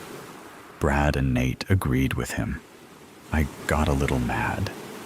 I mean, I know you are hot, but please, why does he care when he is dating like the hottest girl on the campus? She said, looking at me to affirm her belief. I just stared back, because I don't even care anymore. She just continued, after a minute of reassuring herself about her hotness. Cole left after that, but Nate stayed back to see if I was all right. And then he said that Cole has been getting a little obsessed with you lately, ever since he came back from visiting his sister's family at Jacksonville. Now this is interesting. Jacksonville is where I was born, also the place where it all began. Now what is that steroid-filled Adidas sandal up to? Looks like he isn't as much nutty. I just smiled at her. Oh, come on, girl. I wouldn't even talk to Cole. You know me. I would never betray my bestie for another man. You know sisters before meisters. He will never come between us. In fact, he will never hurt you again. I said, smiling, knowing that the steroid-filled balloon needs to be popped. Mia is too important for my normal image, as much as annoying she is. She is an important piece in my chessboard. I still had a year left in college, after all. Satisfied, she gets up to leave, and I watch her walk away. She's happy, content. She thinks we've shared something meaningful. That's the beauty of it. The beauty of not caring. People will always be eager to give you what they think you want. They'll hand over their trust, their secrets, their love, if you know how to ask for it, if you know how to play the game. I look out the window, the sunlight spilling through the glass. The shadows outside, stretched long and dark across the street, no longer seemed as menacing. The shadow hadn't vanished entirely, but it didn't need to. It was part of my story, part of what made me who I am. And by facing it, I had taken control over my own narrative. As I sat there thinking, I felt a sense of clarity I hadn't experienced before. There was still work to do, still parts of myself to uncover and accept. But I wasn't afraid to keep moving forward. After all, the worst of it, the part that had kept me locked in fear, was already behind me. My phone vibrated. Hey, it was a text from Cole. I called him. I just couldn't text him, for I already knew everything. I asked him to meet me at the Lover's Cliff. It was just a secluded cliff on the top where all of them went to make out. Cole, the steroid-fueled cupcake, thought I asked him to meet there because I wanted to make out. I drove and waited for him there. I was scared. Not because he was walking slowly towards me and looking at me like a predator looking at his prey, but because I knew the truth. I was the big bad wolf, and he was just the shepherd who cried wolf. I slowly and seductively walked towards him. Licking my lips, I watched him follow my action. I have a secret? I asked, my voice barely a whisper, as if it were a secret in itself. Yes, he said, smiling and reaching in front of me. And you know about it? I asked, trying to look serious, and running my nails slowly along his chest and going around his neck. Yes, he said, smirking and holding my waist. I shivered a little as his fingers made exotic patterns on the exposed skin of my waist. I pulled him closer to my face by his neck and played with his soft hair.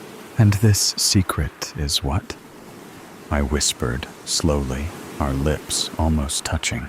You don't know about it yet, he said, looking at my lips with lustful eyes. Let me get this straight. I have a secret that I don't know about, but you know about it? I kissed him, giving him exactly what he wanted. The kiss was slow at first, Then it turned to a battle for domination. He thinks he knows me. He believes he knows my secret. I let him get his way for a few seconds, and then pulled his hair, which made him open his mouth, and I let my tongue in to show him how it's done. He didn't mind, really. Two can play the game. He was about to grab my ass when suddenly I pushed him, and down he fell. I am sorry. You knew my secret. You had to die. Nothing personal, really. For what it's worth, you were a good kisser, I shouted, looking down the cliff at his falling figure, my hair flowing back and laughing maniacally. The next story will begin now. The Woman and the Beast. Professor Manda entered the lecture hall, and the entire auditorium fell silent upon noticing her presence. She tapped the floor as she walked in her blocked purple heels, which complemented her purple and green Ankara dress. Her braided hair was styled in a small bun, and she adorned her normal-sized earlobes with silver earrings. She looked the part as she stood in front of the people. She was the wife, the mother, and the first woman professor in her town. She stood at the podium and leaned forward into the microphone. She began to speak. It is said that a woman of greatness never sleeps at night. In the light of day, she is loved and respected by all.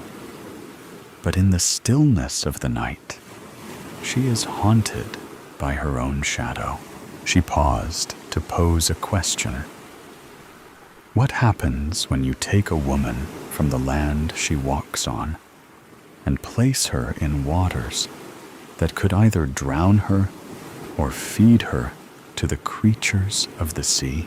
Taking a sip of the black coffee prepared for her at the podium, laced with a shot of Irish whiskey at her request, she savored the acquired taste and answered her own question. I'll tell you one thing that a woman I know did when she didn't drown or get eaten. She floated in the water for as long as she could. Eventually, she started to swim in search of land, even territory that did not belong to her. Her instinct to survive became desperate when she discovered a small island in the middle of nowhere.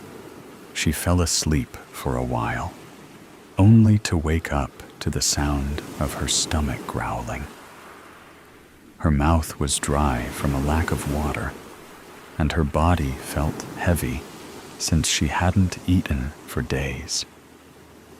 Despite this, one thing grew stronger: a desperate need to survive at all costs.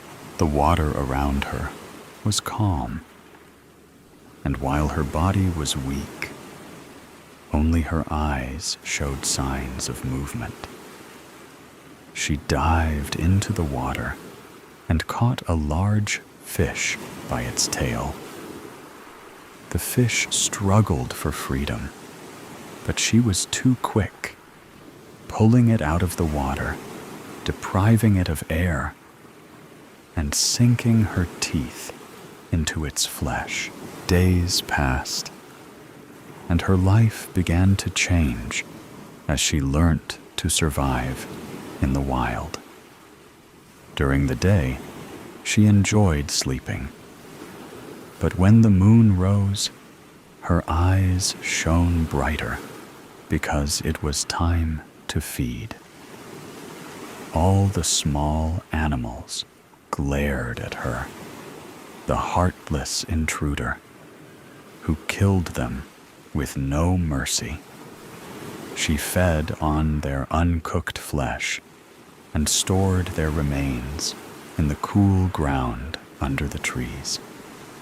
The woman destroyed the homes of other creatures to build her own, cutting down trees to make a house. She had crossed the line that separates humans from animals. She had become like one of them, another creature in the world struggling to survive. The heat of the sun and the cold rain had not killed her. Her body was shaped like steel. Her muscles bulged, her hair had grown wild, and her eyes resembled those of a mad woman. Yet, her need to survive had only grown stronger. This need had driven her out of her own humanity and transformed her into a beast. After all, who better than a beast could survive in such harsh conditions? With focus, the beast performed its tasks, replacing soft human hands with hard, strong ones. The brutal environment was suited only for a beast. Thus, she adapted to the harsh world that had transformed her body into that of the beast. One sunny day, the beast managed to push the makeshift raft into the ocean, battling against the waves as it sailed away. Looking back at the small island, the woman reclaimed what was left of her body and felt a pain in her chest. The hope she once had now returned in double amounts. Her raft sailed on the dark sea the entire night, but she was not afraid. While her vision may have been affected, her other senses were as sharp as a shaka's spear. In the morning, she could see the mainland in the distance. Hungry and tired, she thought about her favorite meal, enshima, cabbage, and dried fish. She remembered how her mother used to cook it for her, and the gentle voice that would wake her in the morning. Tears fell from her eyes as she finally felt human again. As she gazed at the mainland, she smiled and tried to scream, but her smile was crooked, and her scream was more of a whisper because the beast could neither smile nor scream. People looked at her in wonder, asking each other how the woman had managed to survive in the wild. They called her great and erected a monument in her memory. Books about her were written, and children learned of her bravery. Many years went by, but she never forgot her past because the beast's eyes would stare back at her in the mirrors of her house. She couldn't accept the fact that without the beast, she wouldn't be alive. The audience was quiet, expecting more of an explanation from the professor's strange story. Then she cleared her throat and took another sip of her coffee. As the hot liquid went down her throat, she said shakily, "Only losers drown in earthly miseries or die by becoming a beast. Sometimes, just sometimes, one has to become a nightmare in order to live in her dreams. And with that comes the consequences of that decision. There was dead silence after that. Then, after a minute, a faint clap sparked the whole crowd to applaud and finally give her a standing ovation. Professor Manda walked to a covered figure and unveiled an erected statue of her at the entrance of the auditorium. Many students flocked to her to get their copies of her latest book signed. The day felt long, and she was thankful it had finally come to an end as she entered her house at midnight. She staggered to her children's bedroom and saw that they were sleeping. The coffee had done its job, making her feel tipsy. She entered her own room and was greeted by her husband's loud snoring. As she stepped further inside, she took off her earrings and placed them on her vanity table. However, when she looked up, she suddenly screamed at the reflection staring back at her. We think it's over, but in fact, it's just begun.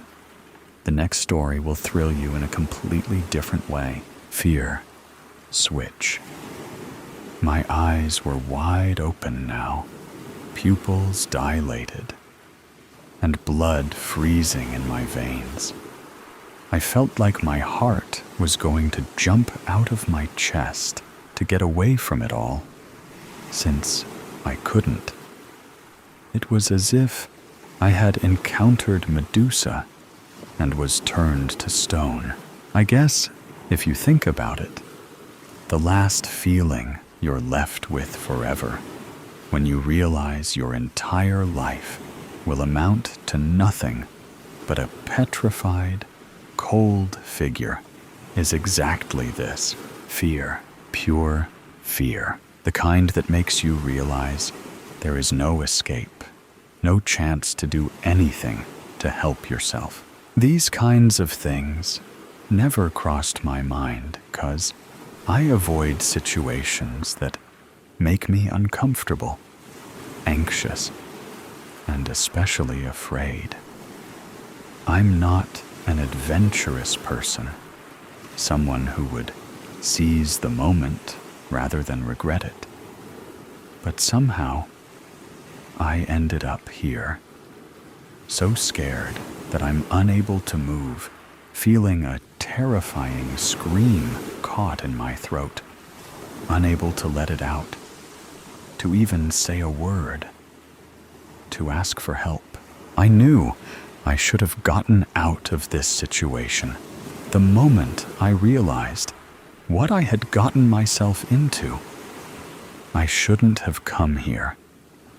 It all started this morning when my twin sister, Anne, asked me to go on a boat ride with her. She said she had booked it in advance and had been so excited to go with her fiancé. They paid for and prepared everything, but he got called into work, and she didn't know what to do because they couldn't cancel. She didn't want to go alone. I couldn't say no. I could already see the disappointment on her face, so I agreed to go. I wasn't a big fan of the ocean, but a boat ride didn't seem too bad or demanding. After all, I'd just have to attend and sit through it. My mistake was not paying much attention to her yapping when she told me about it. Her speech was rousing, and I couldn't interrupt and ask her to start over because I wasn't listening. So I ended up on a boat facing my oldest fear. The floating horror in question arrived to pick us up when I realized what I had gotten myself into. I can't believe you're actually doing this with me. I mean, coral reef scuba diving is something anyone would love, but at such a depth. I thought you had some sort of sea phobia, Anne said. My heart started racing, and I sat down for a moment. I tried to breathe and control my distress, denying my thalassophobia, badly remembered by my sister after she nagged me about our childhood and how she knew I told her something similar. I finally convinced her to stop searching for my deepest fears. Unlike Anne, I never forgot how everyone laughed at me when I confided in them. I couldn't bear being mocked again, especially now when I'd rather drown than do this. I had to get out of this boat, out of this situation. My palms were sweating, and I could hear my pulse in my ears. Boat engine starts. Oh no! Nope! No way. This can't be happening, I thought, worst case scenarios flooding my mind. I felt like living all of them, from the overthinking that made my body tense and weak in sudden shifts. I think I'm going to be sick. I feel dizzy. I can't do this. I hated feeling this way, trapped between pessimism and irrational fear. Usually, I use overthinking to my advantage, avoiding anything that would inconvenience me, not to help me escape a real threat or possible deadly situation after filtering it through my thinking. What am I doing? What will I do? I am losing precious time in which I could have found an excuse to turn this boat around. My mind can't work under this pressure, and my body sure isn't very helpful. What's wrong? You seem kind of pale. I hope you're still up for this. I'm so excited to do this with you. Anne? I couldn't let her down. Not when she had that spark in her eyes. A spark I hadn't seen since we were kids. She looked like a 5-year-old on Christmas morning. And maybe I was just being paranoid. Don't worry, I won't ruin this for you. It's just a little motion sickness. I treacherously lied to my sister, with whom I had shared everything my whole life. I couldn't tell her the truth out of fear she'll laugh at me, and I would no longer feel just afraid, but also ashamed and upset. Well then, stop overthinking. As long as you don't get swimming sickness, you'll be fine. We're almost there. Anne smiled warmly, in her specific way that usually melted my worries. But now, it only calmed me enough to avoid turning into a lunatic. We started putting on our equipment as we moved farther and farther into the deep ocean. 1,000 meters? 2,000 meters? It's been a while since we were able to see any land. I didn't want to think about the depth we were at, so I kept telling myself it wasn't that deep.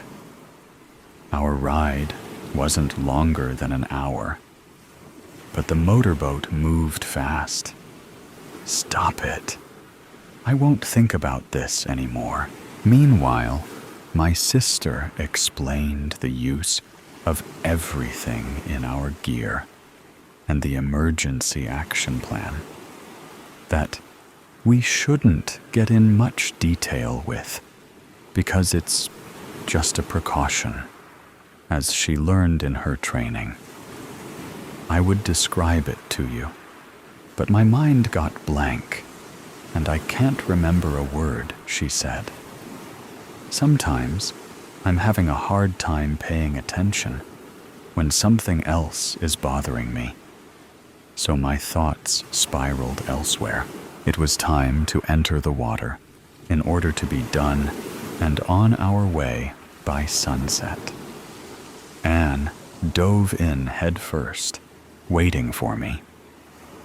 I entered slowly from the edge. I think by this time it was clear I wasn't thrilled to do this, so she waited to make sure I'd actually follow her. I wasn't afraid of water or swimming, and the ocean was calm today. If the waves had matched my anxiety, I wouldn't have come this far. I closed my eyes and submerged myself. The world around me and all my worries vanished briefly. I felt weightless and my mind cleared. But the quiet was deafening, and it would soon turn eerie. Once I got used to the feeling, I opened my eyes, and my stomach tightened. I felt so small and exposed. All I could see was water, shades of blue forming a bottomless void, darker and darker when you dared to venture below. My sister was having a blast. Her eyes were wide and curious, and her smile kept widening. She pulled my hand to go deeper. I didn't like that idea, but losing myself in this place, with no landmarks to help me navigate for sure, wasn't better. We swam, and I focused on inhaling and exhaling slowly to calm myself, counting every breath rather than the minutes I still had to endure this. 56, 57, 58. I kept swimming slowly to avoid getting tired. What if I reached exhaustion here and didn't have the strength to return to the surface? Cynical me gets all kinds of ideas, but they aren't important now, since I have bigger things to worry about. I hoped my sister would get bored faster, so we could get out of here. It wasn't long until I saw it. At first, I thought we'd been down here for hours, and the sky had darkened with nightfall. But I knew I was wrong, because a few moments later, the lighting changed again. I could see the warm daylight filtering through the surface, like it does through tree branches. 120, 121, 122. Anne noticed it too, and looked up. But the surroundings above us didn't seem to have changed. The second time it happened, it was more sudden and got even darker than before. But like the first time, it faded before our eyes could adjust. I started to worry because I realized faster than Anne what was happening. My body was overcome with fatigue, and I was distressed. You could see the unsettling look on my face as I glanced at my sister, too afraid to check the surroundings. Unlike me, Anne let her reflexes kick in and looked up and down to figure things out. She wasn't agitated or scared. She just lost the charming smile she'd had moments ago and now looked serious. I wanted to curl up and hide. My heart pounded in my chest, so I started to slowly close my eyes, trying to disappear for a second. Just then, my sister grabbed my hand. She managed to pull me just a bit closer, and when I opened my eyes, I saw it. 134, 135, 136, 137. We were both stunned, and it felt like the whole world stopped. I tried to keep breathing, but it felt as though this place and I were frozen in time. It was right in front of us, and I could only see a small part of it, yet it was massive. I couldn't comprehend the size difference in that moment. Its big eye was staring at us, cold and emotionless. This is how my nightmares always began. I would see it and try to swim away, but never managed to escape before waking up. It would catch me and swallow me whole. But in my mind, I imagined the stories you are told as a kid, or the ones you see in movies. This was entirely different. Facing a gigantic whale, feeling it look through your fears, not knowing what to do, or if you'll live to see tomorrow. 149, 150, 151. My eyes were wide open now, pupils dilated, and blood freezing in my veins. I felt like my heart was going to jump out of my chest to get away from it all. Since I couldn't, I didn't know what to do. I wanted to swim to shore, but I was too afraid. I thought that moment would never end until I felt it. Anne grabbed my feet and pushed me toward the surface. 171, 172, 173, 174. After she gave me that boost, I felt like I had the strength to keep going. I swam as fast as I could, not looking back to avoid letting fear overwhelm me. I could see the surface, the sun, and in no time, the sky and the boat.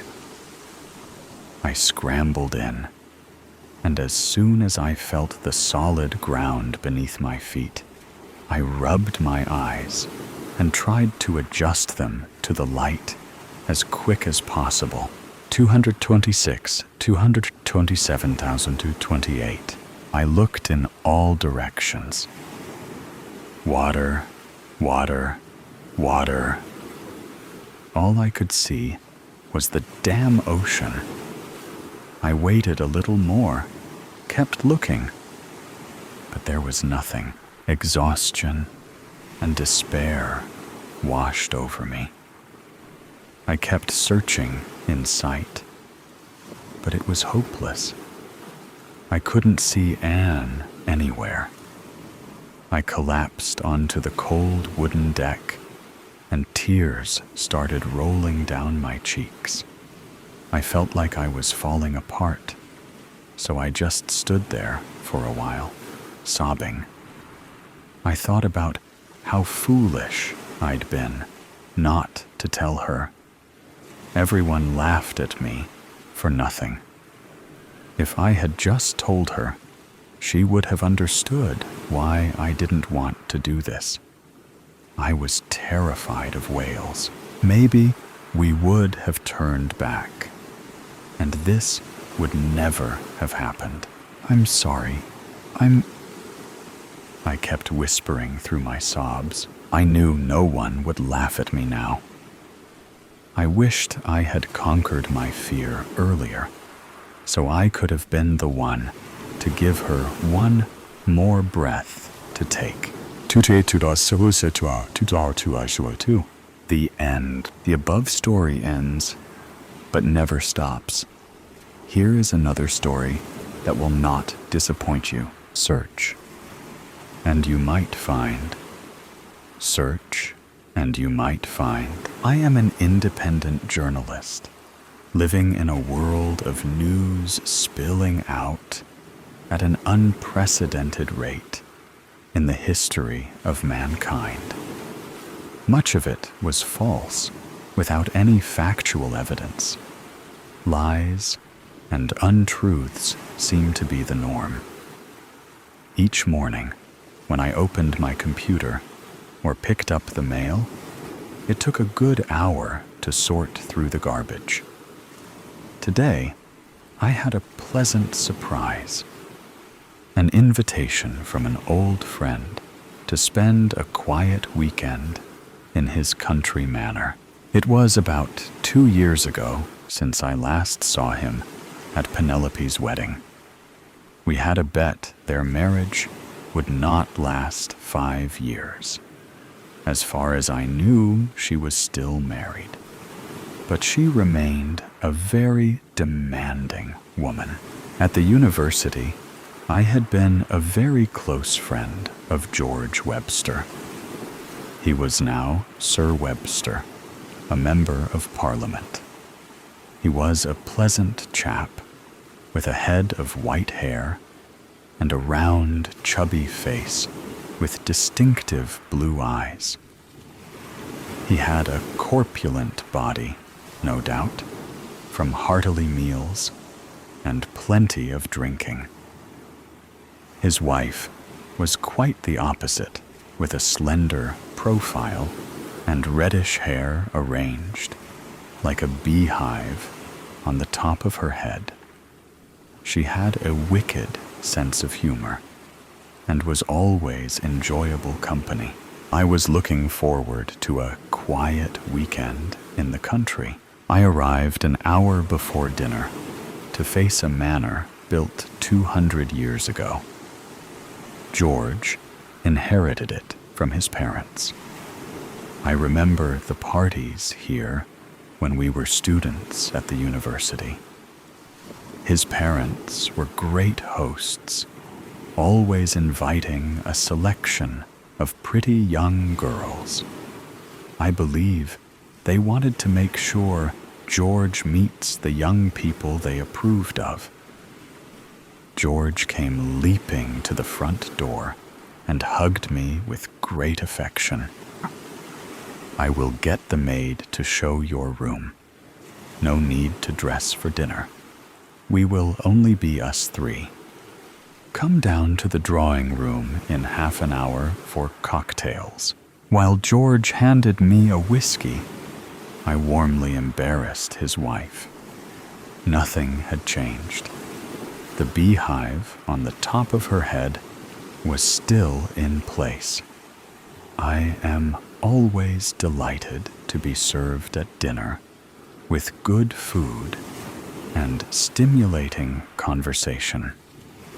His wife left us the moment an excellent cigar and cognac were forthcoming.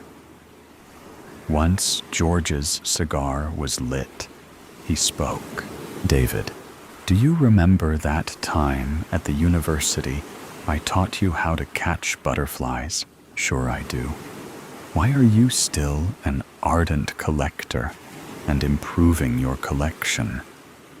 If I remember correctly, you were obsessed with butterflies. Bring your cognac and come with me. I want to show you something. We went down a small passage. At the end was a locked door. George took a key from his pocket, opened the door, and switched on a series of overhead spotlights. I have never seen such a beautiful show of hundreds of butterflies with their vibrant, and delicate colors.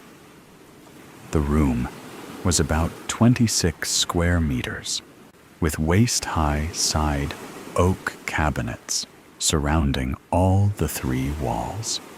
The upper 3 walls were covered with 3 large frames of magnificent pinned butterflies. I could see each frame was labeled with the title of 3 continents: the Americas, Europe, and Africa. I stood there, bewildered, completely stunted by the beauty of the room.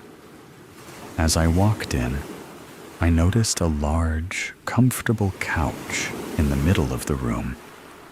It was unusual in that it had 2 sides, allowing one to change their position in order to view all sides of the room. In front of each side of the couch was a coffee table. I turned around to view the wall in which the door was positioned. The wall was covered with a wall-to-wall library. George suggested we should sit down. As you notice, I specialize in rare butterflies from 3 land masses. You will notice there is a gape of 2 butterflies in the Americas display. 1 the European and 2 on the African. Under each butterfly, I always mark the date and place it was found. According to my book collection and extensive research, these butterflies represent extremely rare spies. I like to think it is one of the world's greatest collections, representing hundreds of hours of travel and research. To be complete, I need to fill in the 5 missing specimens. George, it is totally amazing. The display of these remarkably beautiful creatures makes one feel belittled when compared with the creations of nature. What's in the drawers below? More butterflies that I thought were interesting on my travels, searching for that rare specimen, as I am known throughout the world as a collector. I have a network of people that inform me that they have seen a rare butterfly. The world has many well-informed amateurs interested in these creatures. In fact, last week, I had a call from a friend in Zimbabwe saying that a flame-bordered carex had been sighted near Victoria Falls. This is one of the extremely rare butterflies I am missing in my collection. Unfortunately, at this time, I cannot leave for Victoria Falls. David, do you want a free 2-week holiday in Zimbabwe? I don't understand. So, well, you could go and spend a few days looking for this rare butterfly. I know you are very careful in netting butterflies without damaging them. The whole trip would be my expense. Supposing I did net this rare butterfly, how would I get it out of the country? No doubt these creators are protected by strict export laws. You are right, and collectors like me have to be very careful. In the case of Zimbabwe, I would ask you to deliver the specimen to a friend in the capital, Harare. He will then carefully pin it into an old collection of common butterflies that Victorian families love to collect and frame. He will then ship it out to a London antique dealer. This rare butterfly, mixed in an old frame, will go unnoticed by the customs. I can see you are well versed in extracting these treasures from various countries. I have never been to Victoria Falls. They say it is one of the world's spectacular sights. If I agree to go, would there be somebody there to meet me? Yes, my contact would meet you at Victoria's airport and take you to your hotel. He will be your guide the whole trip. I suggest you spend 2 days as a tourist, and then the next 8 days exploring the forest where the butterfly was sighted. If not found in 8 days, take the plane back home. If you, by a miracle, manage to capture it, I ask you to fly to Harare and give it to my friend there. At this point, I recommend you fly home from there. If an overnight stay is required in the capital, my friend will arrange it. These trips are always a gamble, but to add this butterfly to my collection, it is worth the cost of the gamble. We collectors are brain-damaged human beings, obsessed to complete the items we collect in a satisfying and logical manner. Of course, I will supply all the necessary equipment.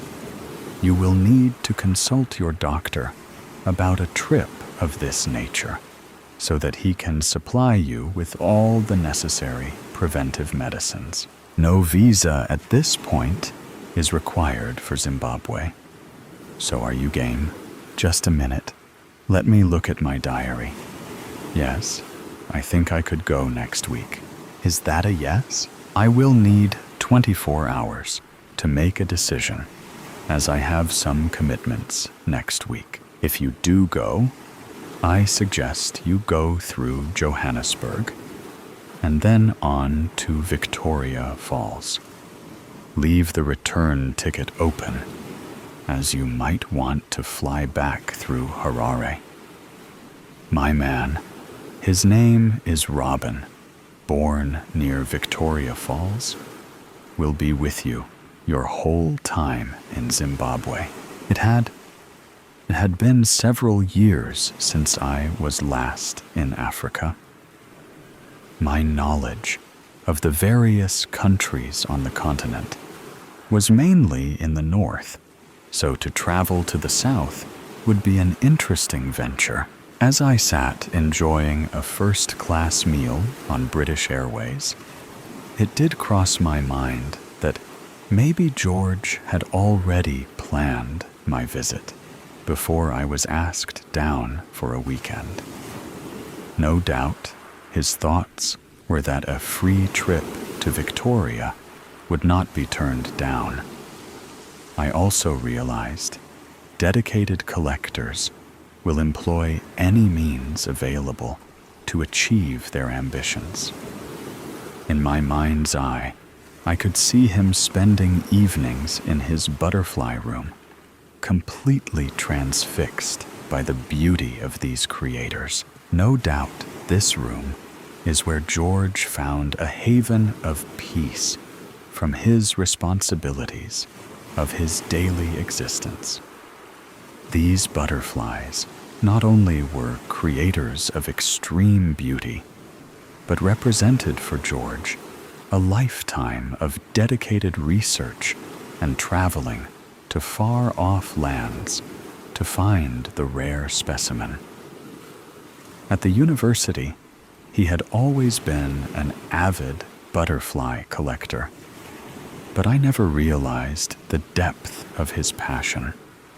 I remember enjoying myself on various county outings, looking for interesting butterflies. Now, in an artful way, he has got me involved.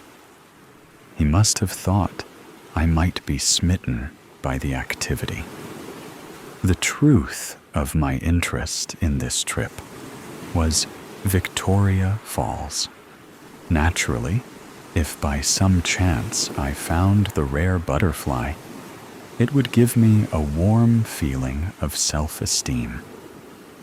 As the air hostess passed, I ordered a glass of champagne and toasted to my success.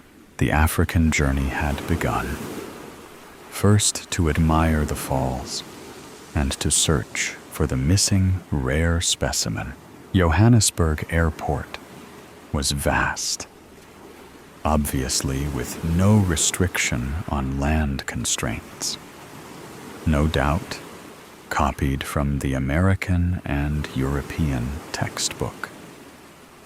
You had to walk through large shopping malls filled with many life-size copies of wild animals made out of various woods, clay, and other materials. Sizes and prices for all comers. For a second, I had a vision that this extensive animal kingdom became alive and started to enjoy the sweet human flesh of passengers awaiting planes. Interesting thought, but a chilling turn of events. At the airport, I found Robin waiting.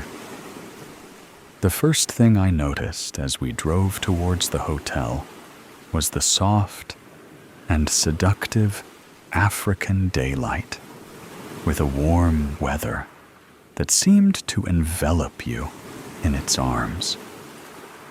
Also, through the car window, I was able to admire a series of magnificent trees unique to Africa. About 10 kilometers from Victoria Falls, we turned up a small country road to the hotel. There, I found a little patch of paradise. It corresponded to the photographs shown on the internet. Only 16 bungalows that stretched from a central lodge. I was curious to see the rooms that were described as about 150 square meters with bath and showing facilities. Lounging space with a king-sized bed area protected by a mosquito net. The first time I experienced sleeping under a mosquito net was in Barbados years ago.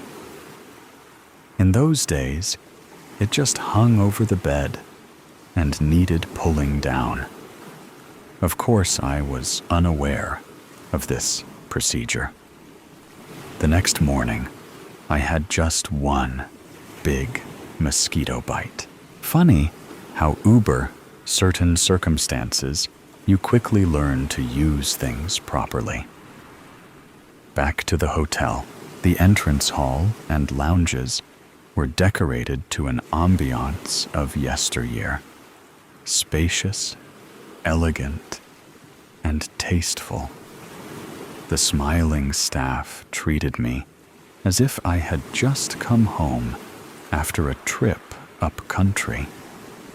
I had a vision of wearing riding boots, putting my feet up, and asking someone to pull them off. Before I was taken to my room, we sat down with a cup of tea. George's man, Robin, explained why I was here to take photos of butterflies for a London magazine. Before the shooting commenced, we would take 2 days to see the falls. While drinking our tea, the hotel's hostess kindly explained that to walk the length of the falls is a 2.4 miles walk with several stops to admire the view. Also to dry out from the spray and mist generated by the falls. As it was the rainy season, the falls would be near their maximum flow of 2,800 cubic meters of water per second, as opposed to 300 metric cubes in the dry season. We decided to visit on the first 2 mornings. Now to the room. As we entered, I had the feeling of being introduced to Zimbabwe under British rule. This was the state of play. Everything and everybody has their place. I walked through the room to the balcony at the far end, noticing on my way a bar full of all the drinks imaginable. I opened the glass screen windows to experience the Africa of one's dreams. It was a small valley running down to a waterhole. I quickly realized the hotel was on a slight rise, protecting it from the multitude of animals slowly grazing their way to water. One could not ask for a more idyllic view. I was to spend a few hours on this balcony, just observing the animal kingdom, going about their daily lives. The room was delightful and serviced with all the facilities to make your stay a pleasing memory. I had a bizarre feeling that for the privileged, Africa must have been a very pleasant place. The next morning, heralded by a dawning sun, breakfast on the terrace with interesting choices of food. Robin drove me to see the falls. 20 minutes drive, we were in the Victoria Falls, parking after being heralded by African folks dancing at the gate. Armed with waterproof capes, we set off towards the falls. The first encounter was the noise, the next the spry, and then through the trees we saw the watershed. It is a sight so awesome, it literally took your breath away. The beauty, the palm hour, and the light and mist reflected from the cascade of water is frightening. I was inspired to write a poem in acknowledgement of its beauty. I knew a magazine in London that might be interested in publishing it. The Falls, Victoria, Zimbabwe. On the horizon, across those vast lands, I saw a wispy sight of mist raising for the earth. No apparent panic from the wildlife. A fire, it is not. The nearer I get, a rainbow arching is beauty skywards. Then I heard the rumbling sound like thunder. There, covered in spay, is a mystery and magic that unfolds. Gigantic, awesome water falls from majestic heights, falls in torrents of spectacular proportions, careers deep into the river below. The beauty of the falls is in its majestic power, a never-ending cascade of turbulent water. This power dominates your mind and soul. Torrents of water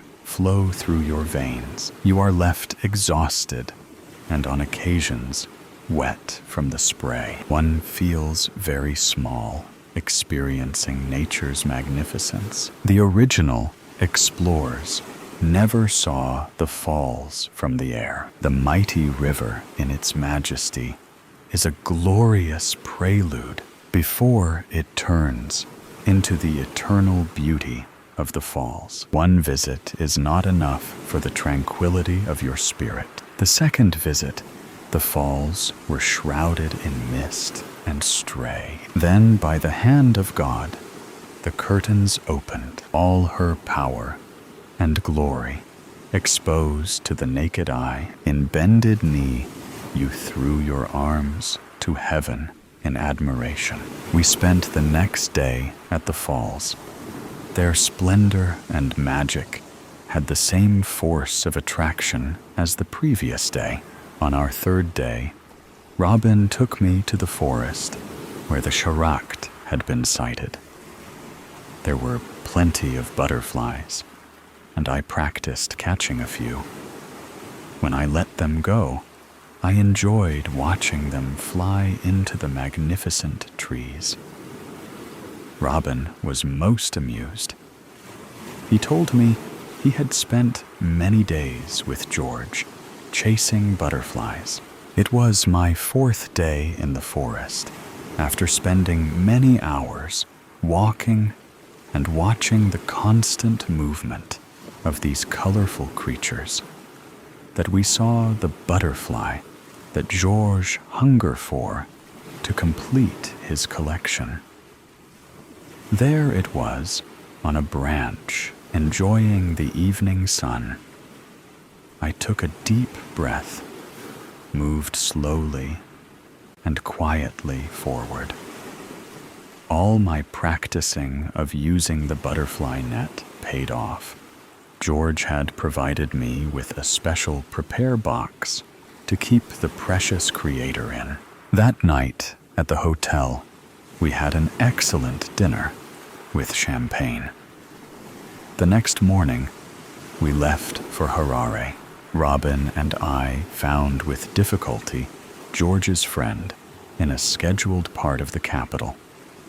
He was a taxidermist, owning a store full of the various wildlife found in Zimbabwe. Once, he saw the butterfly that George had already contacted him about his face lit up with excitement. "I never thought you would find it. Incredible. My friend George will be in 7th heaven."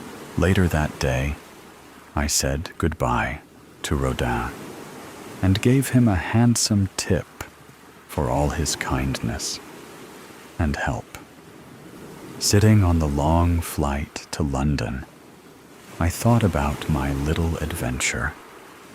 2 days as a tourist, visiting one of the world's great wonders, was like a dream. Then, a few days tramping through the forest, searching for a rare butterfly, had the thrilling flavor of the chase. Completing my mission was a very satisfying end. 3 weeks later, when picking up the morning mail, I noticed a letter from George. He told me everything was in order. "There are no words to thank you. When you have a moment, come down to see us." He enclosed a handsome check for my intervention. David Nutt, December 2024. Thank you for being here to listen with me. Let's enjoy the new story together. Clay pigeons. It was 3 days since you last called. No, I should clarify, since you answered. Since you answered your damn phone and stopped breaking protocol. And it's not like you didn't know the rules. You needed to check in once every day. Not every 24 hours. Every day.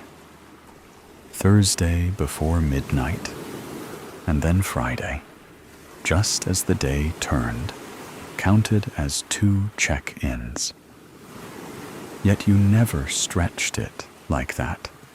Always called at noon sharp. Another day where you were human and in vicinity of your landline. Mark had been huffing and puffing since day 2.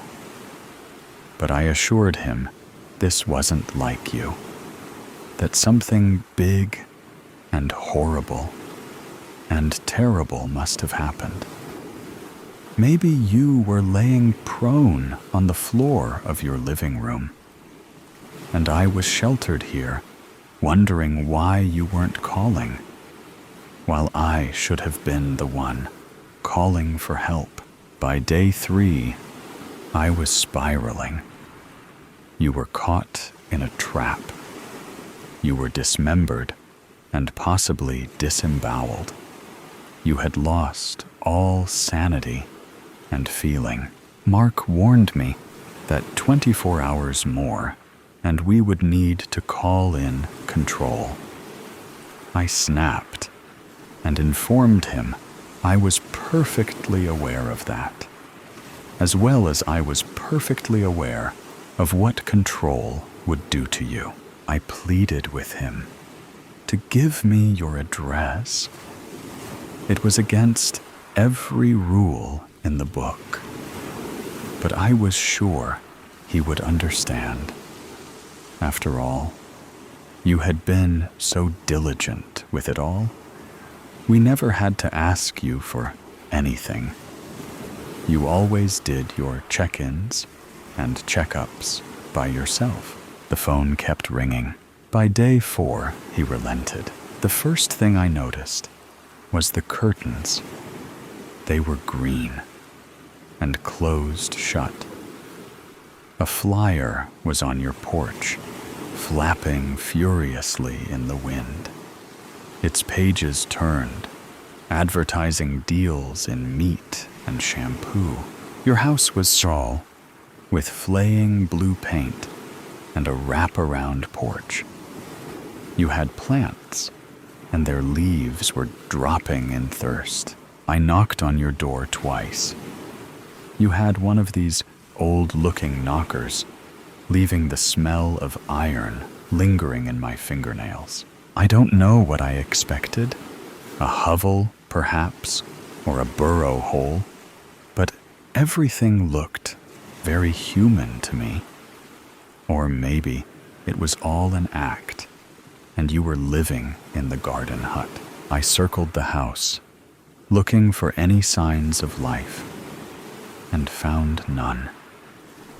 Wind chimes were swaying softly in the distance, filling the air with a clicking sound. It sounded like a clock counting down. I knew I shouldn't, and under any other circumstances, I wouldn't. But I pressed my nose to your windows, one by one, hoping for any movement or sound from within. I found myself scanning the air for the smell of your dead body. But then I stopped. Maybe I was giving you too much credit. Maybe it was all an act. And you were all the way to the border by now. Mark had given me the security key. All agency-approved houses had one, even though you never knew. It must have been horrible to know that someone could enter your house at any time. Or at least, that was what Mark had said when I asked him, and then chose not to ask anything more. The door creaked, letting in an arc of sunlight. The first thing I noticed was the mirror on the floor, shards spreading in almost a perfect diameter. The second thing I noticed was the pigeon. It flapped furiously around the couch, leaving talon marks on the fabric. The couch matched the curtains, was the first thought I had. The second one was that it was you. Veronica? I asked, and my voice trembled, because this didn't make sense. And then the pigeon talked, and it was you. Amelia! And the pigeon couldn't cry, but I swear I heard its voice break. Amelia, I can't turn back. I closed the door behind me and reached for the light switch. What do you mean you can't turn back? I can't turn back, you echoed, and flew to the mirror. Your image multiplied in each shard until 3, 4. A flock of pigeons were staring back at me. I don't know why. You paused for a second and hoped from one tiny foot to the other. I can't remember how I look like anymore. Veronica, This is nonsense, I said, because I had to stick to protocol. It was our only chance to avoid control, after all.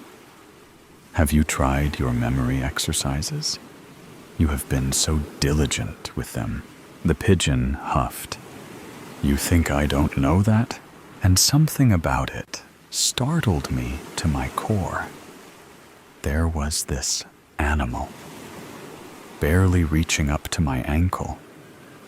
Yet, it was you, the 40-something woman to survive the shifting experiments, turning from a mole to a lion in the blink of an eye, and then back to human again. You had survived the monitors and the testing and the labs, only to be stuck as a pigeon. This was ridiculous. I got to my knees because, frankly, it was embarrassing to have to look down to see you. Veronica, control will be here in less than 6 hours. We need to prove them you are lucid. And most of all, human. Maybe it was because you were less than a foot tall, but your voice was very small all of a sudden. I am perfectly lucid, Amelia.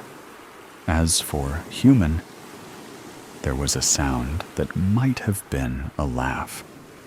I simply don't know how to be that anymore. Don't say that, I gasped. At least don't say that out loud. There was a long silence. And then, can I trust you? I almost laughed. You could turn into a bear if you wanted. Tear me in half. I broke into your house. I have been monitoring you every single day for the past 5 years. I was trying to beat control in its own game. The wind chime kept ringing. I can help you if you want. I all but ignored your question. I had been nothing but a surveillance camera to you for half a decade. But you have to promise me that you will turn back. Help me how? I can call the agency for you. You can do the speaking. I paused for a second. This is the reason you haven't called, right? Because you don't have, limbs? You can't pick up the phone? I sounded irrational, even to my own ears. Of course, the pigeon couldn't pick up the damn landline.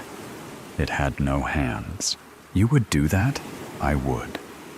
But only if you promise to turn back by nightfall. Your voice cracked. I don't know if I can promise that. I don't know how to do that. I don't remember my own face. Nonsense, I called again. I will help you remember your face just fine. And I picked up the landline. Mark was confused, but relieved. Remarked how I had worried for nothing. And maybe I hadn't reached you yet.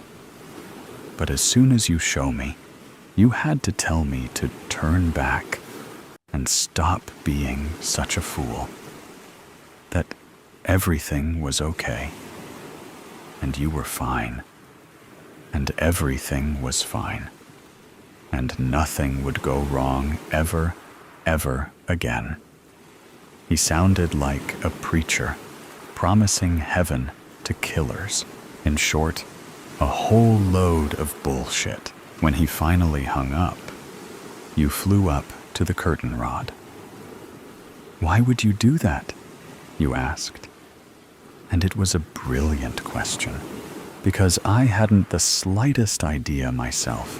You know what control would do to you otherwise? My voice was small. I had to look up to you now. You huffed. The collar. I know. Everyone knew. It was a terrible, horrible thing, blocking any shifting until deemed appropriate again. Stuck as a human forever. Surely not such a terrible fate, as I had been stuck as a human from the moment I was born, and would likely remain one forever. Yet, why be a human forever, when you could be a different beast every hour? Yet, why be human at all? A small voice always echoed in the back of my mind, but once again, I pushed it down. Envy was one thing, self-hatred was another. Now, let's find your face. I clapped my hands, sounding like a school teacher. This encounter had to take a pleasant turn somehow, even if I had to grab it by the reins to do so. I had never seen your face myself. To me, you were just Veronica, a first name on a paper, and occasionally a voice in my ear. You were also a string of numbers and letters, a barcode detailing you as one of the few survivors. But you didn't need to know that. Do you have any family photos? Phone backgrounds? My voice trailed in the quiet of the house. He hit me. It all went still. Excuse me? He hit me. Your voice is steadier now. He hit me, and I needed a way out. I figured I could fly, but then he shot me, and this is when I notice that every feather on the floor is laced with your blood. And the smell I had been ignoring is there. It is tangy and metallic. You laugh. It is a desperate sound, coming out more like a croak. I had never heard an animal make a sound like that. Yet here you are. I guess you could say I asked for it, turned myself into a clay pigeon, a perfect target for him to shoot at. Nonsense, I snap. Don't talk like that about yourself. You keep talking, as if I had never interrupted. It was as if a slate had been wiped clean. I had been diligent with everything. I had been walking around the minefield, tiptoeing mostly, with the agency, with the calls, with him. He wouldn't let me shift. Said it was unnatural, that it was better if I embraced my true self, which, of course, was me being human. A croak escapes your beak again. I hadn't shifted in 5 years. This is my first time flying since I met you. And do you know what is the funny thing? I had been human for so long, yet I don't remember my own face. I was just his extension, I think. Your feathers are puffed, and you reach down, nibbling on a feather on your chest. And the worst thing is, I am afraid. I am afraid to try to shift back again, because then what happens with the gunshot? You are speaking as if I am not there, as if you are addressing an audience of thousands, giving a pragmatic lecture on anatomy. Your voice is devoid of feeling, and I have an overbearing need to reach out to you. What if it pokes open a hole on my chest? What if it cuts off an artery in my leg, and then I need to amputate it? My voice is gentle for once. Let me see. I didn't think you would. Yet you fly down and land on my arm. I draw in a sharp breath. I had always dreamed of a bird landing on me like that, ever since watching it in old animated movies. Your feathers are stained red, and when I reach for your right foot, you tremble. It's okay, I whisper. And because you are a pigeon, I reach and stroke the feathers on the top of your head. It's okay, I repeat, mostly to myself, because while I have studied animal medicine, I am surely not a human doctor. You might be lucky. It looks like nothing but a scary flesh wound. But you are right. I have no idea what this means for your human body. What is your favorite color? I ask, and you angle your head to the side. Orange, I guess. Although I never gave it much thought. You are light as a feather. Why orange? I love the sunrise. All is dark. And then there is orange. And then there is a new day. That's a lovely answer, I say, because I need to tether you back to yourself. What do you remember of your mother's eyes? And then I curse myself because you grew up in the academy. What would you know of your mother's eyes? Yet, despite everything, you answer. They were brown, I think. I talk you through your memories and your dreams. We recall your training and exercises, your memory drills and protocol compliances, who you were before and who will you be after. Animal and human anatomy, femurs and phalanxes, muscles and arteries, and how your brain expands, and how your heart beats. We spend all night talking. How you are a human, but you don't have to be one. How you want to be one. How it is worth taking the risk. And then there is a flash, and you are on the floor, dried blood on your side.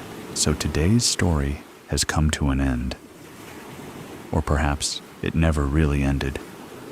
There are mysteries still there, questions still unanswered, and sometimes things that seem to only exist in stories can creep into reality in unexpected ways. Are you sure that when you turn off the sound, everything around you will still be normal as before? Or is there something watching you? Either way, always remember that these are just stories, or at least we want to believe that they are. If you like moments of suspense, tension, and breathlessness, don't forget to follow me so you don't miss the next stories. And next time, when you come back, make sure you are ready, because what awaits you may be even scarier than you thought. See you again if you still have the courage to continue listening.